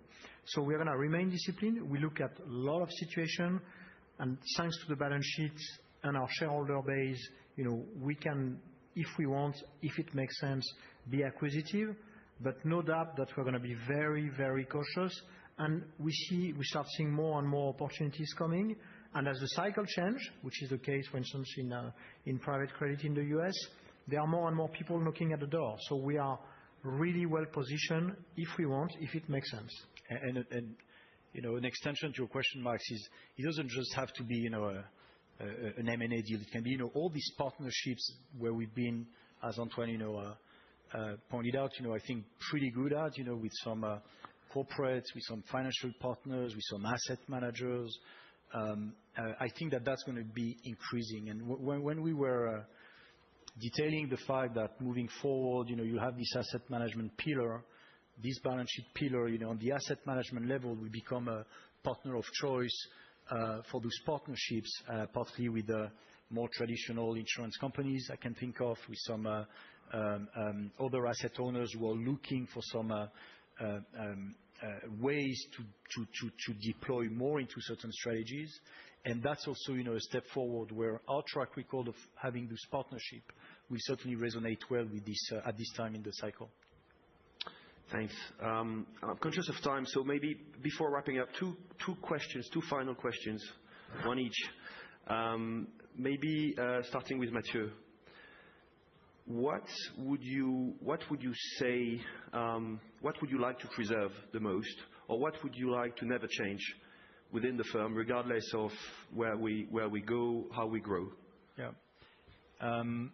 Well, Theo put this, this little movie there, and obviously we're in a particular seat, Antoine and I, because it was the two of us, and now it's 700 plus people we are working with. He was in a small office in Paris, and now we're on the road all the time, meeting with all our teams and colleagues and partners locally.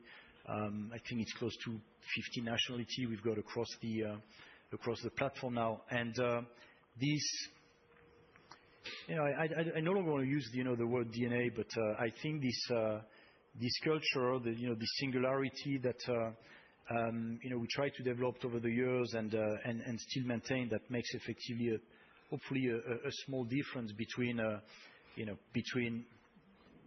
similar platforms, is certainly what we need to be focusing on. And when I look at the breadth, the expertise, the wealth of the people working around us, I mean that makes a huge difference, because at the end of the day, as Antoine said, what we do is not rocket science, but for as long as you are fully aligned, that you are fully embarked in terms of the people that are working together, then you can make effectively a difference in good and bad times. And you will know very, very well, you personally and many of our people, that sometimes sitting at an investment committee, sometimes we don't even have to talk, looking at each other, people, because having been through all these cycles together, and that might be the benefit of now time and experience, it makes a huge difference in the way you're approaching what is at core, as Antoine said, the investment, the risk underwriting, the fact not to be forced at doing something, or, I mean, each time we did something wrong was when we got to live into the FOMO, And for as long as we can resist that, because the people, we've been in the locker room together, we've been on the pitch together, we had the fights, the win, the losses sometimes, but we came back, that's what we need to preserve, for sure. Is it difficult sometimes? For sure, I said. Is it difficult to combine, ambition, growth with maintaining entrepreneurial spirit, nimbleness? Just to share maybe with the audience, I mean, where I'm really, really happy is that, today our team, our senior leadership team, our partners, they're spread across all our offices, from Singapore, to New York, obviously here in London. And that is something that has also been a key differentiating aspect, where you need to obviously hire locally, but you need to maintain this backbone, this, what is the culture of, Tikehau, and hopefully the discipline too. Antoine, you opened, you close. Any key message, any key commitment maybe for all partner shareholders, investors? Talking about commitment, we've been committed to this business with our 715 people. We are very committed. We remain entrepreneurs. Mathieu mentioned DNA. It's still the same company, with the same drive, the same energy, a more global platform, a longer track record, because, when you start, you have not a real track record. Now we can claim that in several strategies, we have a strong track record, a solid track record. The world is becoming more and more complex, and we mentioned sovereignty, technological changes, geopolitics, politics. It's going to continue to be like that. So we're going to keep diversifying our business from a geographical point of view, from a sector point of view. We need to adapt the firm. I mentioned Revolut, our own platform, Opal. We launched several initiatives called either Retina or Lagoon, which is our own AI tools. We need to adapt all the time because we are not really AI or tech native. We had to spend time. We hire, younger people specialized in this area. It's gonna be the same. We still have a lot of appetite. We are not gonna do stupid things. We discussed briefly M&A. We've got very strong conviction globally. We could be, and I don't want to be arrogant, but we could be discussing U.S. asset management for 2 hours. Is there. We spend a lot of time there. I'm not telling you that we are, announcing in the next 10 minutes something in the U.S., but we are looking at all of our option. We've got these 2 very solid businesses, the balance sheet with permanent capital that everybody is looking at. 10 years ago, you talk to some people in the GP industry, they say, "Oh, we're gonna enter, permanent capital." We said, "We have $5 billion balance sheet." We've got this now profitable asset manager. We're gonna have the 2 businesses, making sure they are both highly profitable. We're gonna keep doing the same thing with the same drive, same energy, with a very strong group of talent people internally and I finish here, a very unique set of partners, corporate partners, financial partners. We did not really discuss today, but as some of the largest families around the globe are invested with us from the U.S., from Greece, from France, from Italy, from Netherlands. That's also part of our cloud. More or less the same, with a little bit of new innovation coming. 23 seconds over time. I think that's fine. Thank you so much. Thanks, Max. Thank you.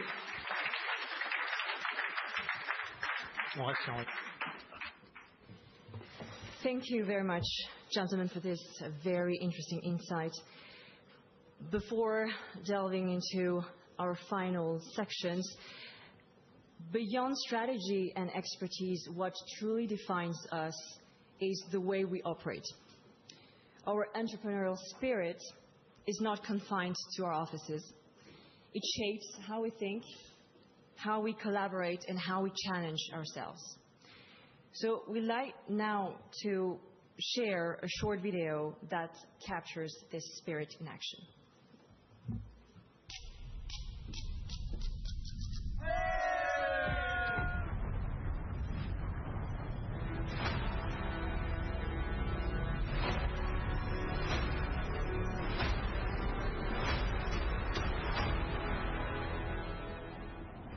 It's great to have everybody's back. It's the 10th anniversary. We want it to be as inclusive as possible. Having all our clients, partners, and team together is what make this Venture event, the best get together every year. I think, it's important to have fun when you build a business. Whatever you're doing, it's really important to have fun, and that's how, at the end, you're successful. To climb the Venture, you have to, train yourself because it's really hard and it never stops. I think that I have watched the greater sense for the Tour de France, and one understands that fantastic spirit. Although I am an aging amateur, the chance to go and climb something like that and hopefully, summit it in a terrific environment, with a great team will be, something I'll be very happy to have said I've done. And I probably will tell a few people. In UAE is very flat, so I was challenged by the mountain at Mont Ventoux. I've never been there, but they say it's the most scenic mountain in France, so I'm very excited about it.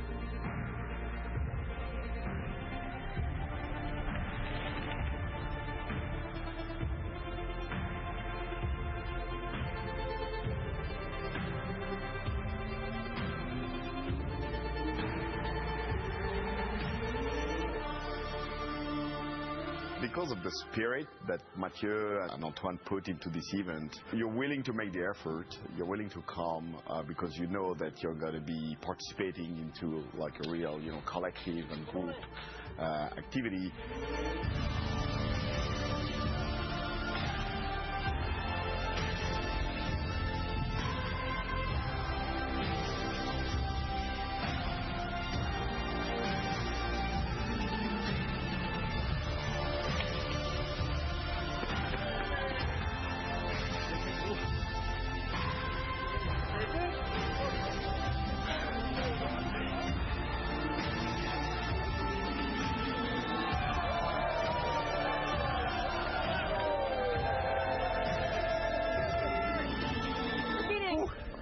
Amazing.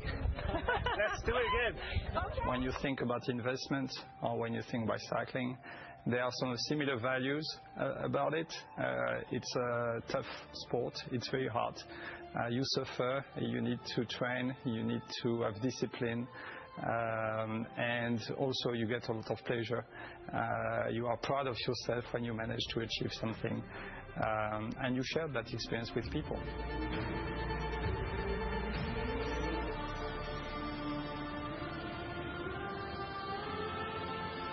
I think doing this challenge with external partners and friends helped building better relationship with them and for the firm, because it creates long-standing relationship of trust, of fun, of challenging and pushing yourself. It's all about what we want to push forward at Tikehau Capital.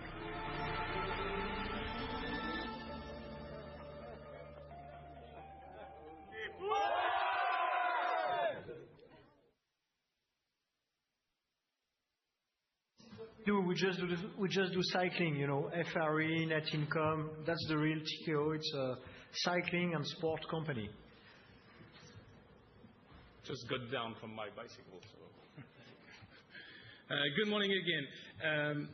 So we'll be finalizing this presentation, starting maybe a quick introduction in terms of compounding effect and velocity focus. We wanted to remind you a few data points. First one, there was a question earlier this morning on our balance sheet, asset light. We wanted to remind you a little bit the way we've been using our balance sheet, how have we been operating over the last years. Here, quick snapshot, once again, on our investment portfolio. Few takeaway. First one, significant increase of our investment portfolio. Went up from 1.6 billion euro back in 2017 to 4.4 billion euro as we speak. Second takeaway, the way we've been rebalancing this investment portfolio. Earlier, back in 2017, it was allocated 33% through our strategies. It has gone up roughly to 80% in 23. End of 25, the allocation to our own strategy stands at 69%. And that's actually a direction we want to keep on going, which means actually having lower intensive allocation to our investment strategies. So what have we been doing with our balance sheet? A few examples have been given this morning, but obviously investment in our own strategy, we've been mentioning that. We put our own capital at work. We invest alongside our LP, alongside our partner. That enables us to effectively have a compounding third-party fundraising, accelerate international expansion.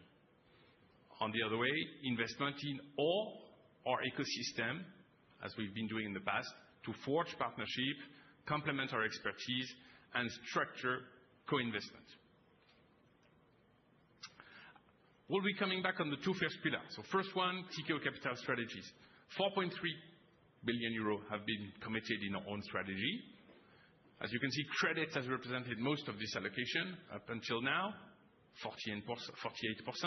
Out of that, 18% in our CLO platform, which, by the way, has enabled us to launch effectively 24 European and US CLO since we started the business. Alongside that, launch as well vintage and new flagship and adjacencies. Another 17% of allocation has been done through real estate, and a significant part of our allocation of this 4.3 has been carried out in private equity, roughly 36%. And all the initiatives that we've been talking about up until this morning, decarbonization, cybersecurity, aerospace and defense, all these initiatives that were launched back in 2018 have been done thanks to the allocation initially made by the balance sheet. One important point, we've been talking about this kind of third-party fundraising compounder. As you can see here, each time from 2018 to 2021 that we were putting €1 from the balance sheet, we had a kind of multiple of by 7 of third-party inflows. Since 22, so during the latest fundraising cycle, from 22 to 25, this multiple has increased to 13. Several aspects to that. First, it's true that once the flagship are becoming bigger, once vintage are more advanced, for example, which is the case on vintage number 6 on direct lending, the multiple is higher. So clearly, we've been demonstrating that this fundraising compounding effect was very efficient. Other key priorities already that was announced this morning, as well, of co-investment. The use of the balance sheet is a key asset for effectively this co-investment opportunity. We are using the balance sheet to warehouse partially some of these co-investment. That was the case back in 2022 on this first private debt secondary initiative, more than 500 million euro. It has been the case last year on several co-investment deal in real estate, in private equity, in private debt. We mentioned the deal in Spain, ASA. Here, clearly, you can see that this warehousing capacity and use of the balance sheet is clearly playing a strong role in our business model. Now, switching to ecosystem and direct investment. I won't come back, won't be long on that, 1.4 billion euro. Once again, here, it's a kind of full ecosystem, which clearly this full network, is expanding deal flow. It is deepening expertise, and it is clearly enhancing market intelligence. We are partnering here with 56 GP, 60 LP interests, and it's providing a huge diversity around investment type, geography coverage, or sector coverage. Antoine, you want to provide a comment on that as far as our GP relationship are concerned? Thank you, Henri. One thing we try to do is build relationship around the globe, and long-term relationship across asset classes, geographies, sector.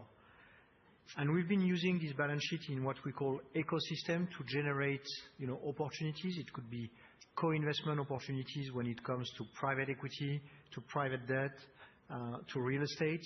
It could be financing. You've got two examples here. We co-invested 5 times with J.C. Flowers, doing financial services all around the globe. For instance, when they invested into BTG Pactual a while ago, when the bank was private in Brazil, we co-invested with them alongside GIC. More recently, we invested with them in Jefferson Capital, who just conducted an IPO.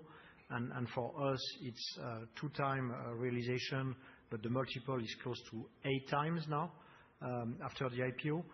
We generate within our ecosystem long-term relationship with families, with financial institution, with very strong GP. That's part also of what I described earlier as the cloud. Tikehau is not only 17 countries, 715 people. It's several families, several really big and smart investor. I think when I keep doing that will generate more opportunities, and also that's avoid you to do mistakes. When you partner with some of the smartest investor in the financial service sector, it could be Flowers, but we've done things with Stone Point, which is the other big investor in the financial industry in the U.S. Then you're a little bit smarter if you look at a leasing company, at a private equity company, at an insurance company, and so on and so on. That's really illustrate, the DNA of Tikehau. It's not only one firm, one culture, one P&L. It's a cloud of partners all around the globe, which enable you to find smarter opportunities, avoid mistake, and accelerate when it times to accelerate. What's the takeaway you're going to tell me? Here we've provided a few data points, both from listed ecosystem investments. Realized proceeds now are amounting above 1.5 billion euro, net MOIC 1.4. That's a 13.2 net IRR. As far as exited investment on co-investments are concerned, that's more than 270 million euro of realized profit and a 2.3 net MOIC. Once again, here you demonstration of what we've been achieving over the last cycles have clearly demonstrated strong returns within our business model. Do you want to provide a comment or we can? Yeah, no. We had the opportunity to discuss a little bit earlier our investment in Schroder, but as you know, we've been using our balance sheet to invest in the financial services. Back in 2012, we bought Salvepar from Société Générale. In 2017, we were the second largest shareholder of Eurazeo with a 9.5%. We are always, screening the entire financial services industry. When it comes to Schroder, which was the best name in the City of London with a very unique business, size, very strong track record. The company has been under some pressure, and as a consequence, valuation was very bad. We decided to do two things. One, to become a relevant shareholder, owning more than 5.4% of Schroder, but also building a relationship with them, trying to be able to create product, increase our distribution channel. We are still discussing with them on opportunities. Suddenly, a U.S. investor came almost 2 years after we made the initial investment, decided to launch a takeover. That's, for us, is generate close to 240 million of P&L, a very strong return. We use the balance sheet to really do two things: deliver good investment and generate business. That's part that illustrates perfectly what we've been doing for 22 years. Now moving forward and looking at the next 4 years, the next chapter, what are going to be our allocation policy as far as balance sheet is concerned. We are now exiting this phase where, as we mentioned, balance sheet was a growth enabler. We are entering into this next phase where our balance sheet will be strategic allocator.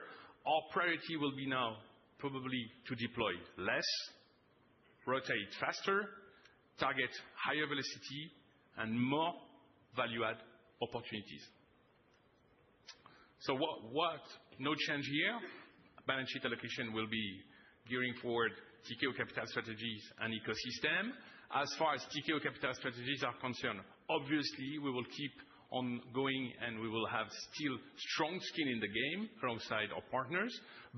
A focus will be reinforced on value-add strategies in PE, in real estate, and in credit, with expected returns over 15%. As I mentioned previously as well, greater flexibility, notably on co-investment. On ecosystem, similar pattern, strategic transaction, focus on high-performing investment and ancillary business. 3 main objectives, very clear: improve portfolio velocity, generate increasing profitability, and grow shareholder return. I mentioned lower capital intensity into the funds. If you have a look at the 2 previous cycles, from 2018 to 2021, average yearly allocation in the funds was roughly 450 million a year. Since last cycle, from 2022 to 2025, it was roughly 450 million, but including co-investment. The allocation will still keep on going within co-investment and Tikehau Capital Fund. Once again, lower capital intensity expected on this new cycle coming. We mentioned profitability and this next phase with its strong objective. Clearly, 3 main pillars will be enhancing our profitability scheme for the coming years. First one, operating leverage, and I'll be giving you in a minute the details of that. Performance-related earnings will be the second pillar on which we will be relying, and investment portfolio. Operating leverage, we are exiting this cycle, 2022-2025, where we have reached 28 billion euro. We are now targeting more than 35 billion euro for this next chapter in the coming years. Clearly here, more selectively adding, we will be more selective in adding adjacencies and target new initiatives. We will be more focused clearly on scaling existing strategies. How are we going to achieve that? Once again, by deepening institutional relationship, high growth region such as APAC, Middle East, North America, and we will also broaden our distribution, like was mentioned before by Antoine and Mathieu, notably to capture more private wealth demand. What will be the growth driver? You have them here, but clearly, all of them will be clearly used, and all the structure that was developed over the last 20 years, the 17 offices and the setup in place, will be clear in this new target to once again achieve more than 34 billion euro of fundraising for this new cycle. Operating leverage, once again, here, I think that we have demonstrated that over the latest 2 fundraising cycle, operating leverage has already taken place. Asset management EBIT moving from 4 million euro to 140 14 at the time of the latest Capital Market Day back in 2022. Since then, reaching 150 million euro, as we have described this morning. That's a 52% CAGR since IPO. Once again, this sustainable growth has been supported by mix improvement and scale efficiencies. In that context, new chapter will be focused on reinforcement of this operating leverage, and we will be harvesting in this new phase. We are now targeting above between 45% and 50% of core FRE margin by the year 2029. Second pillar of this new phase of profitability, of this new phase of development, will be performance-related earnings. We've been repeating that for many years.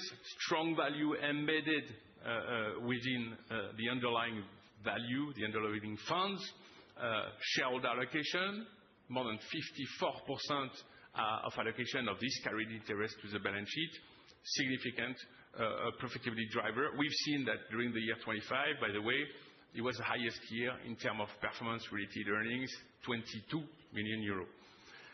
We mentioned this morning this 220 million euros of unrealized performance-related earnings. That's the picture, how the picture looks like at end of September 2025. That's the underlying, carried interest which are being valued at fund level.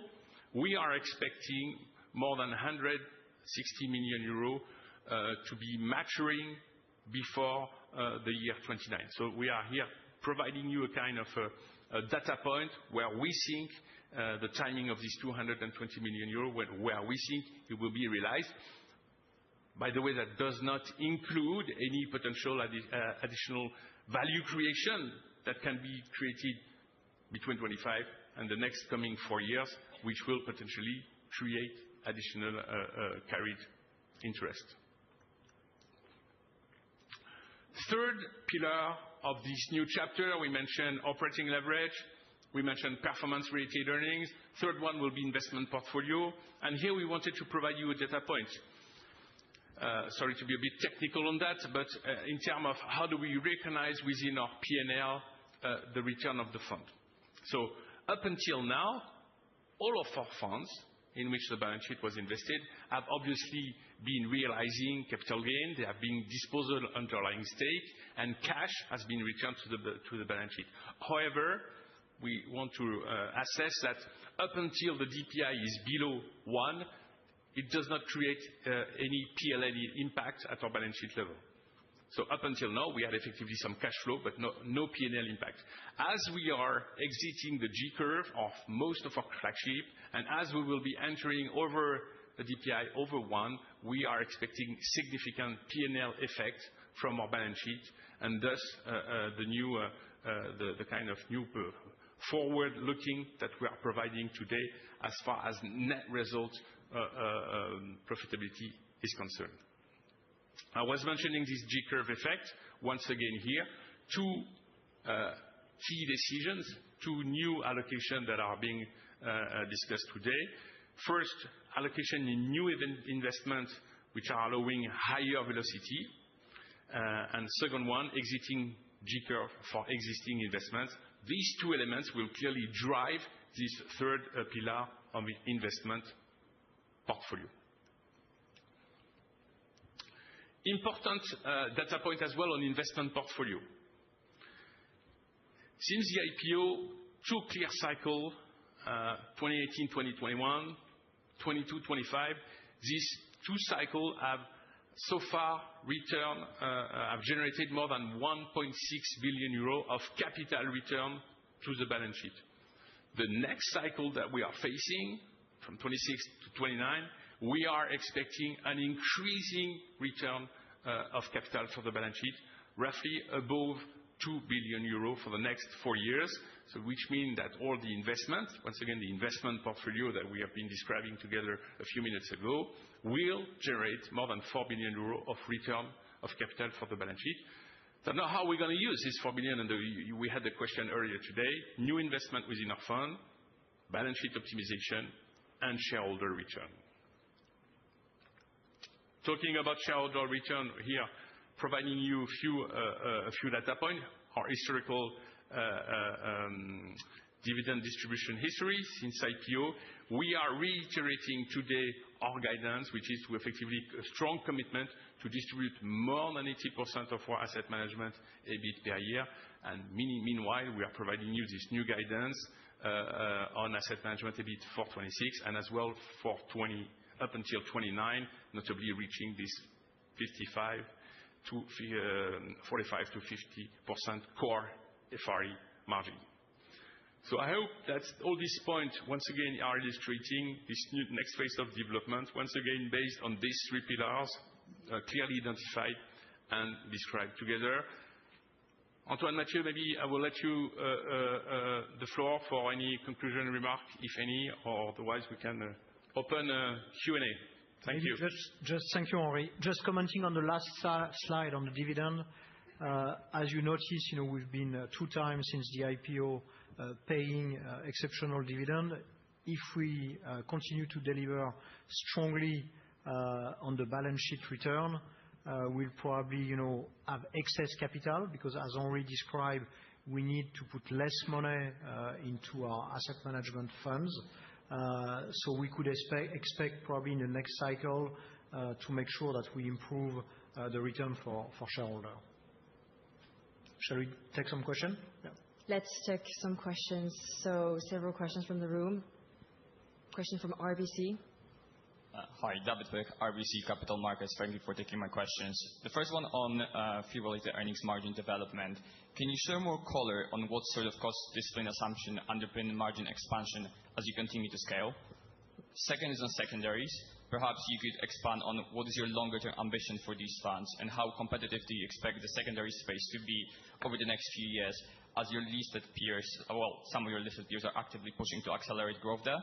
Lastly, on AI, and specifically, if you observe any material impact on your cybersecurity mandates. Also interested to know how you distinguish between AI winners and AI losers within your investment process. Thank you. Thank you for your question. Maybe I take the first one on operational margin. I think we have a slide, Theo, on a basis point per management fees per asset class, if we can show that. As everybody know, there is a strong pressure from management fees in the traditional asset manager, which get totally disrupted by the ETF business. When it comes to private assets, we continue to preserve the management fees, if I may say, and if we can get the slide, you will get a sense. Overall, our management fees remain a little bit stable, decline a little bit. We have our private equity increasing in terms of size. As you will see on the slide, the private equity management fees is improving. We are at 177, so 1.77% management fee last year. We are above 1.85% management fees. When it comes to revenues, we think that revenue will increase because of the private equity is increasing at Tikehau in terms of size and businesses. When we look at credit, there is some, it's not pressure, but our average management fees is declining because we are issuing more CLOs, and CLOs, the management fees is lower than the direct lending or the secondary private debt.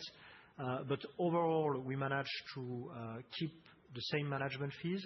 As Henri pointed, we have more performance fees. We noticed that in 2005 with a 5.4 basis points. When it comes to revenue, to answer your question, revenues will continue to increase. We are fairly convinced of that. Henri mentioned it, we start managing the cost. The first phase was really the growth phase. We open offices, we hire people. Now we are becoming much more cost conscious. That means that operating expense will probably be managed in a better way. As a result, that will lead to an increase in the margin of our asset management business. Yeah, I'm happy to take the one on the secondaries.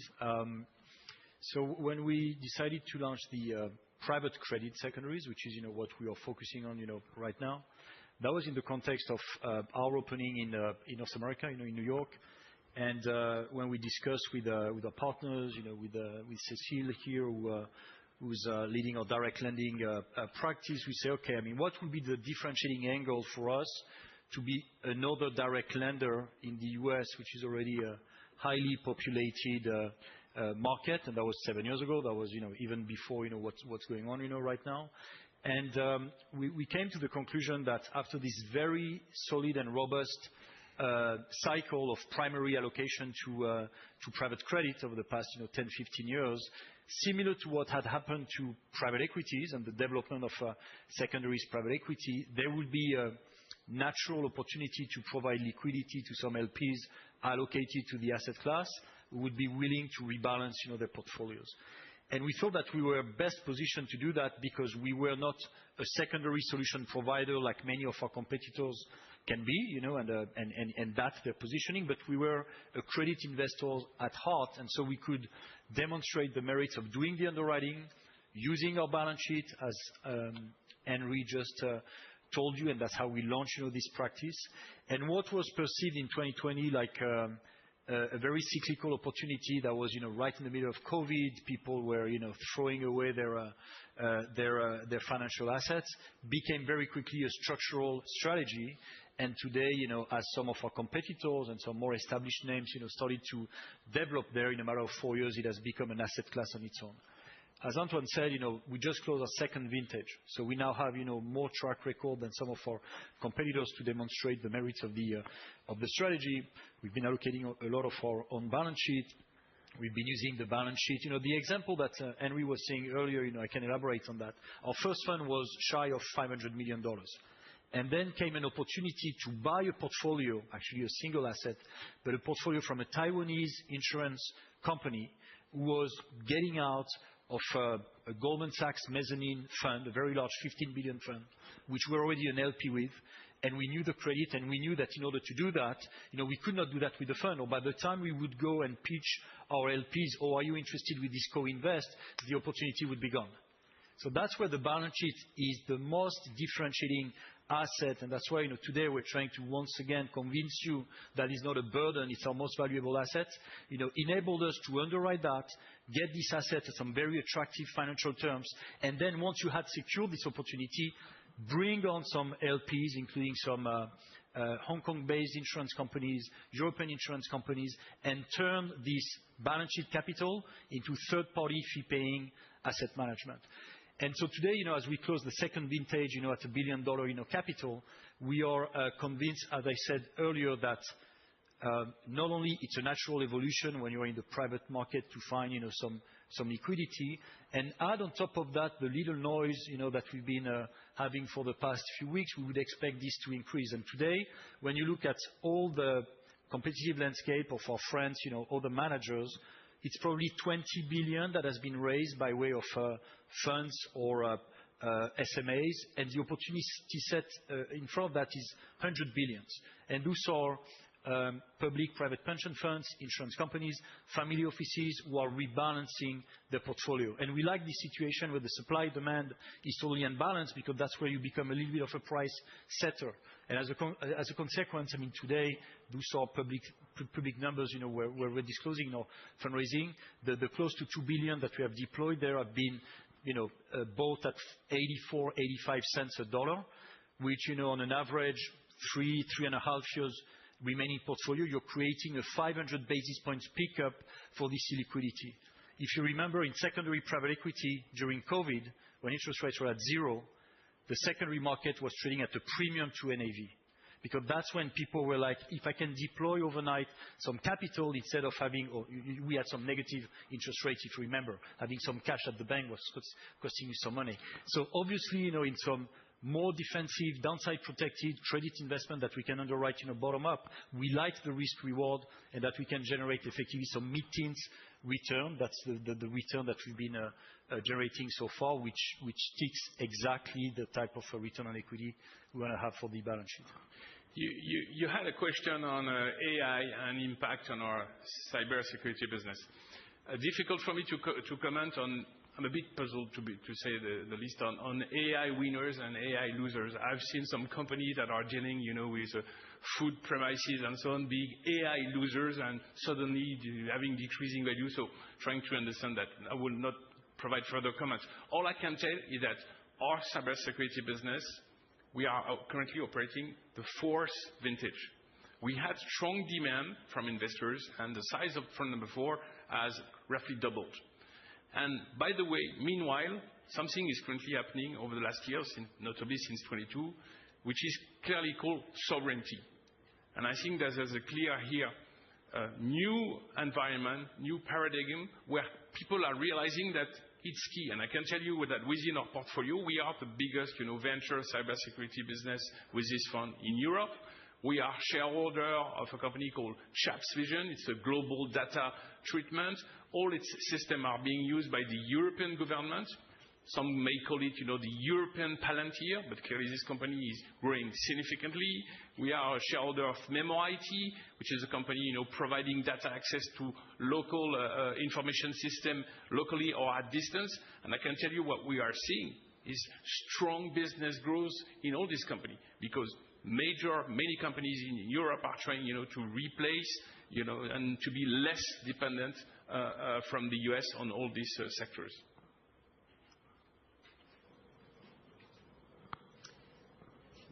Isabelle from Autonomous. Thank you. Hi, it's Isabelle from Autonomous Research. Thanks for taking my questions. I have 2, please. My first question, within the context that I understood from the full year 25 results session, that you expect FRE operating expenses to be broadly flat year-on-year. First of all, correct me if I misunderstood there. Given this, we are seeing a number of your global peers move aggressively into Europe, both institutional fundraising and on the private wealth side, including lots of hiring of dedicated sales teams to push distribution.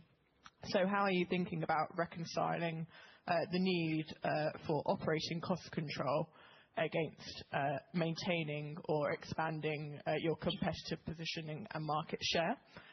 My second question is on PRE. Thank you for the color on when you think it's going to mature. On the 160 million that you expect to mature before 2029, should we expect that to be more back-end loaded towards 2029, or could we see a substantial share come through this year, please? I appreciate that might be hard to predict, but maybe if you could set out some parameters. Do we need a certain fund to do very well, or a couple of disposals to trigger that first recognition? Thank you. You know that. Go ahead. You know that performance-related earnings, I don't have an Excel spreadsheet with every month it will obviously depend from value creation and exits. Obviously, internally, we have all of our underlying 600 position that we are hosting on PE private debt. We are working on some kind of forecast, but difficult effectively to provide you data, a strong data set, either by year or by quarter. Maybe what we can say is that the figure you saw here, the 220, it was the same figures 2 years ago, if you recollect. We had in between for the 2 years, 40. We received 40, 22 this year and a little bit less in 2023. We still have the same 220. That means that our AUM base is growing. Our eligible AUM base to carry interest is growing. As you know, we try to be conservative on that because you cannot really predict PRE. What we can say is that we are building more and more private equity exposure, which will generate probably more carried interest than traditional real estate or credit. When Henri and Vincent highlighted 2.6x multiple on exit on private equity, it's generating more carried. I think, we are very optimistic, very difficult to predict because it depends on the market, on your asset, where you're going to exit. We are fairly confident that one, it's growing, and it's highly diversified because secondary private debt is another example where we're going to get carried interest as well. That means that we are diversifying our pool of carried interest. Difficult to predict, but it's improving, and we are very confident of that. If I make co-investment carried interest are obviously quicker than fund carried interest. Maybe if you go back to your first question regarding retail, one of the firm motto is create, don't compete. 30% of the money we manage is coming from retail investor, directly or indirectly. We've been pioneer in France with unit-linked product. We launched with our partner Intesa 4 years ago, a very big program. We've done the same thing with our partner in Abu Dhabi, First Abu Dhabi Bank. We just signed something with the largest bank in Singapore. My comment is that we still have 30% of our AUM coming from retail investor. I mentioned large family offices that investing directly with us. Do we need to go back to your question? Do we need to build a giant sales force to tackle the retail? We are not convinced, and that's not what we're gonna do. We see our peer group in the U.S. hiring hundreds of people to cover IFAs, banks, and so on. We are fairly convinced that we can, keep growing there without adding gigantic costs, number one. Number two, we'll try to be more digital. We create our own platform, Opal, which is already fully operational. It's not gigantic, but in 2025, we raised 260 million through this channel, and it's a greenfield. We don't think we need to add a lot of resources. Our competition is doing the other way around, and they have larger brand than us, the U.S. guys, not the European guys.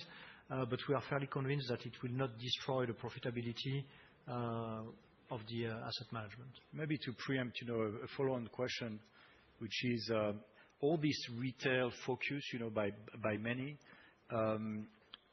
we've been fairly constant and public on that. We thought that there might have been a bit of mis-selling in trying to address this market with open-ended evergreen structure. I'm not only reacting to the headlines, of the past few days, but there's been, I don't want to name anybody, but there's been some things on the real estate, happening. How can you have some daily liquidity when you're owning 25 buildings in the City of London? How do you want to offer, the liquidity to your clients? On the private equity, the same thing, and some of those funds have grown exponentially because obviously you had a very good brand, a good track record. Some people may have said, and it's not about, the managers, sometimes the distribution saying, "Oh, you can buy, this private equity or private debt fund. It's like buying, European equity UCITS." Well, it's not the same thing when it comes to liquidity. Our conviction is that you rarely die of your assets, but very often of your liabilities. That's a risk that is now, in the market that don't want to be overreacting, to some news flow. Part of what we show you, we have out of the 52.8 billion, we've got 200 million euros in an open-ended structure with a targeted return of 7%-8%, when the other people are showing a low teens because of the leverage which is putting. We are looking at the technology. We wanna make sure that we can, address and tackle, the opportunity, but that will never be that we will never compromise with the asset liability matching that we believe is what we owe to our customers. There are some products whereby you don't really need a specific sales force. We launch one unit-linked product with our French partner, Société Générale. It's a unit-linked product dedicated to aerospace and defense. For the first 2 months, it's been 1 million per day, more or less. It's not our sales force, it's really the sales force of the bank. We don't need to add extra people to market that. Question from Nicolas Payen from Kepler. Here, please. Thank you, Lucy. Thank you. Yes, morning. Thanks for taking my question. Nicolas Payen from Kepler Cheuvreux. The first one on net inflows. Just wondering what kind of environment assumption have you baked in your planning when you set up your net inflow targets? Also, if you could give us a bit of color regarding the kind of asset class mix you're expecting regarding net inflows till 2029. That's the first questions. The second one will be on balance sheet investment returns. Thank you very much for your comments regarding the acceleration on the J-curve. Just wondering what kind of return shall we expect in the balance sheet? If I remember well, last time you mentioned something like 10%-15% return on balance sheet investments. Wondering if that still holds. Thank you. Maybe when I start with net inflows, as Mathieu, when he started, highlighted its 4th year in a row record year when it comes to fundraising. if you look at the net new money, the 8 billion we get or the 10.5% growth, it's now really coming from all around the world, and still 50% is going into private credit. Within private credit, it's highly diversified between secondary private debt, direct lending, CLO, and so on. My point here is that we try to diversify as much as possible. As business owner, you want to build a very diversified business. Now that the platform is fully operating, we're gonna expect net inflows coming from all around the globe. For the first time, we had, a reinsurance company invested 500 million with us in 2025. 12 months ago, we never came across this investor. We had a German reinsurance company investing 350 million with us in 2025, first time. Large Japanese insurance company investing 200 million euro in 2025 in a direct lending fund. To illustrate that, the net inflows will come, from all around the globe.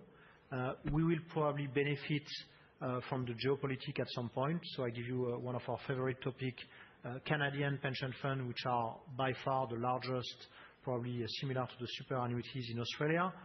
They used to put all their money with the large US GPs.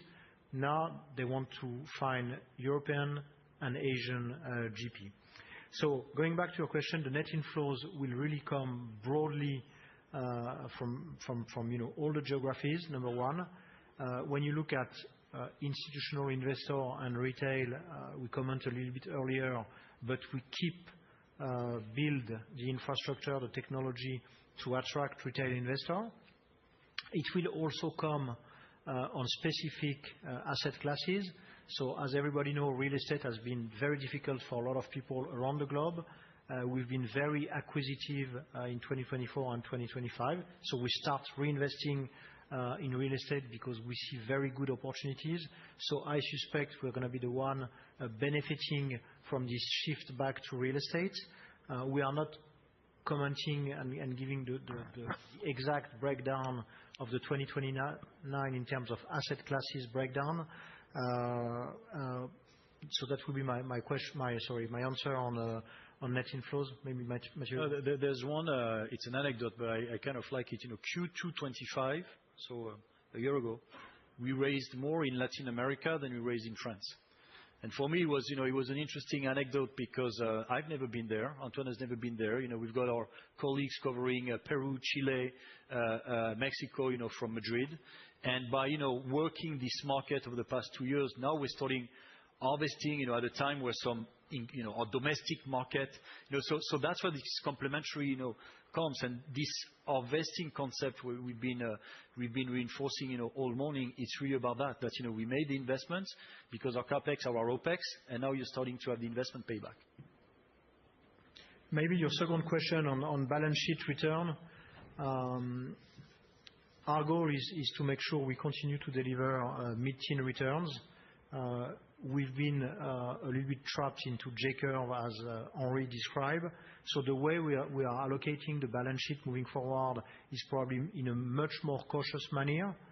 We have still, the same target. By the way, we build the firm being good investor at building the balance sheet. I like saying that, but we started Tikehau as an investment company in 2004, and it's only 3 years after that we launched the asset management. The asset management has been able to grow from 4 million EBIT to 150 million of EBIT because we've been seeding the strategy and investing. We are investor before being asset manager. I think we're gonna be very disciplined and probably much more disciplined than when we were before. I'm not saying that we are not disciplined, but now it's really the time of harvesting. The investment committee managing the balance sheet, called the Capital Allocation Committee, is becoming much more difficult. For instance, when internal teams are knocking at the door to say, "Yeah, we have a new strategy. We want to launch a new fund dedicating to cycling, and we are targeting 7%." But the likelihood, we take the piece of paper and it's going directly in the shredder is 100%. When it comes to balance sheet investment and balance sheet return, we're gonna stick to the same, mid-teen return, which is gonna be a mix of stuff because, asset classes are different.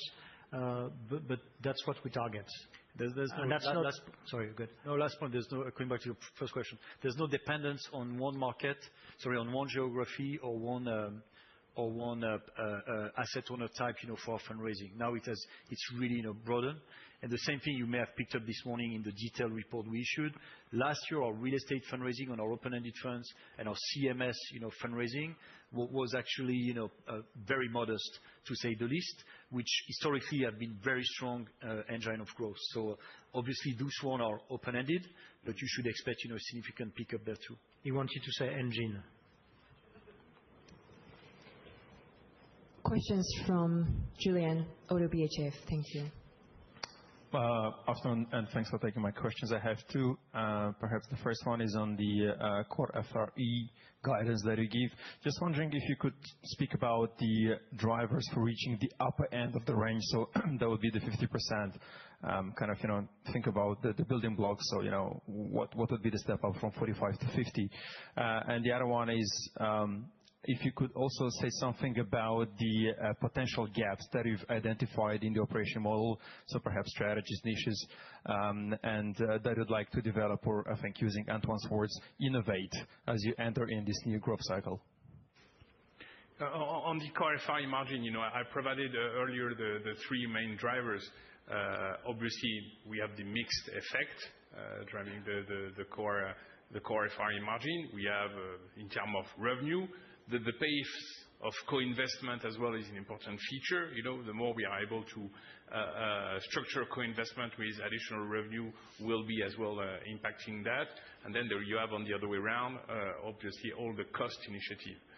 Here we will be more cautious, notably on extending any geography or extending any services. Difficult to assess in terms of timing, but we are clearly seeing something like 50% could be achieved depending on the pace on deployment on these three drivers.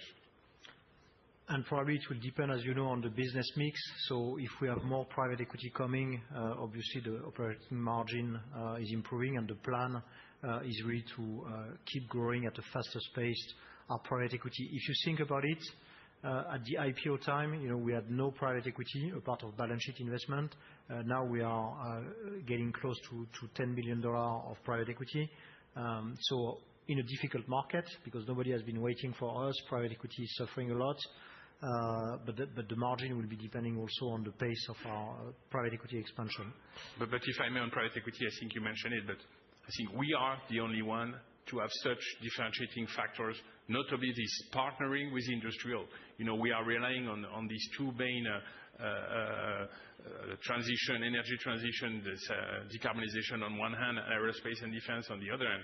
On both strategies, we've been partnering with the biggest knowledgeable people in the industry, and that provides a key differentiating factor. Going back to your question on innovation, we really build the firm innovating, and it's been asset class. It just was already described.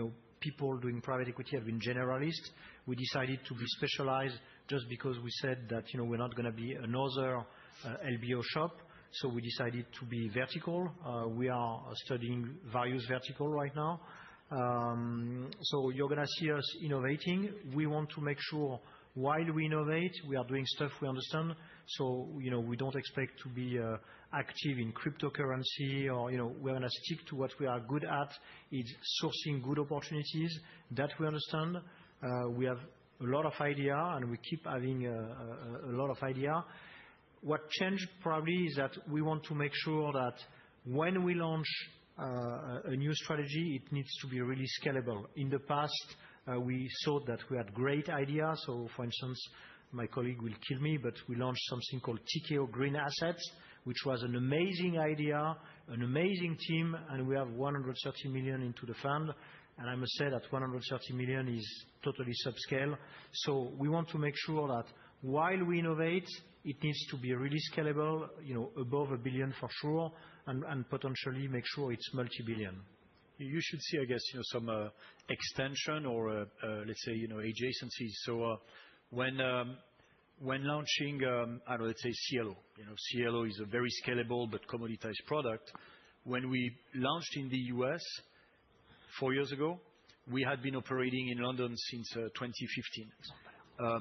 The CLO pool in the U.S., because of the nature and the structure of the market, is running twice as fast, and we're scaling. We're now pricing of CLO number 8 in 4 years when we had 15 in London. When we launched direct lending in Asia, that's because we think that we're getting to the point with the right partnership, the right shareholders, the right investors to effectively have these adjacencies of a first fund, a first move that then will be able to scale. As Antoine said, our very first direct lending fund in 2007, so it's almost 20 years now, it was 125 million euros.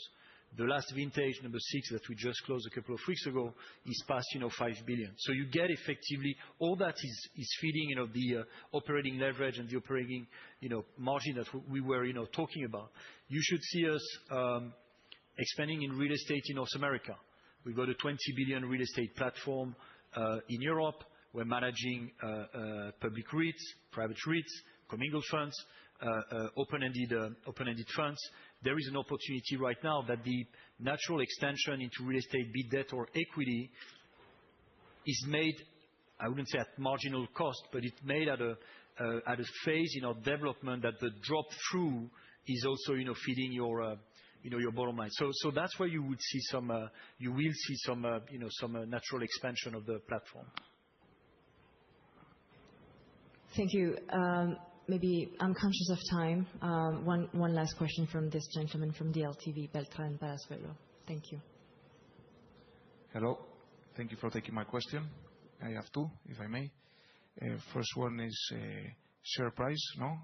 It's very strong execution, very strong everything, but the share price does not reflect it.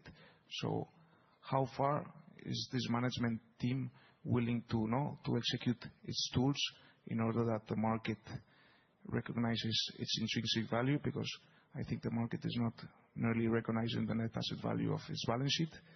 And the second is strategies for risk mitigation for the thirst of the French government of taxing everything. So what ideas when we see all competitors, sometimes they have other jurisdictions to make their tax not go higher and higher.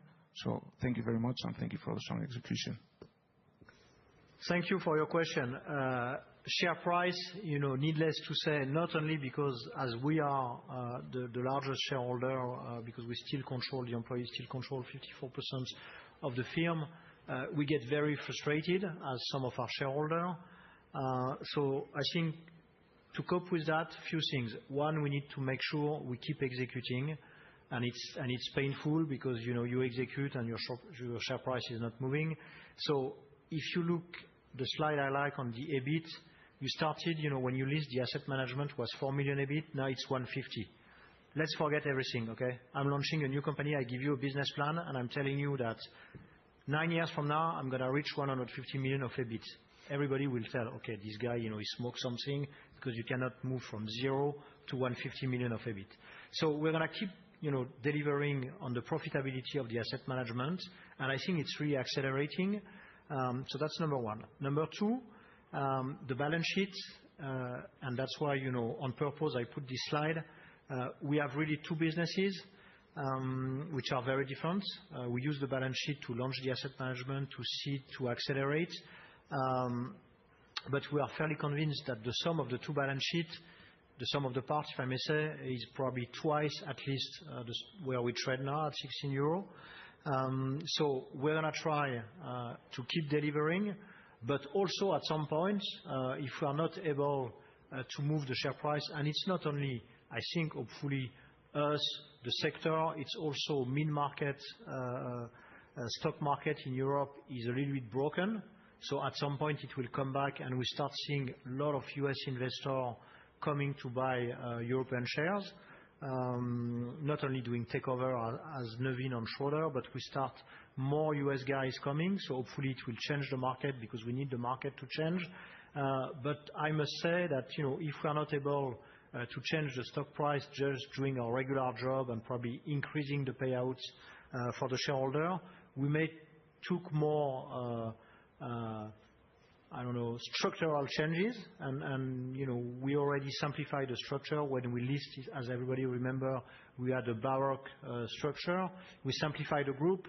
Now we are clearly saying that we have two businesses, and I'm not telling you that we are gonna split the company in two companies.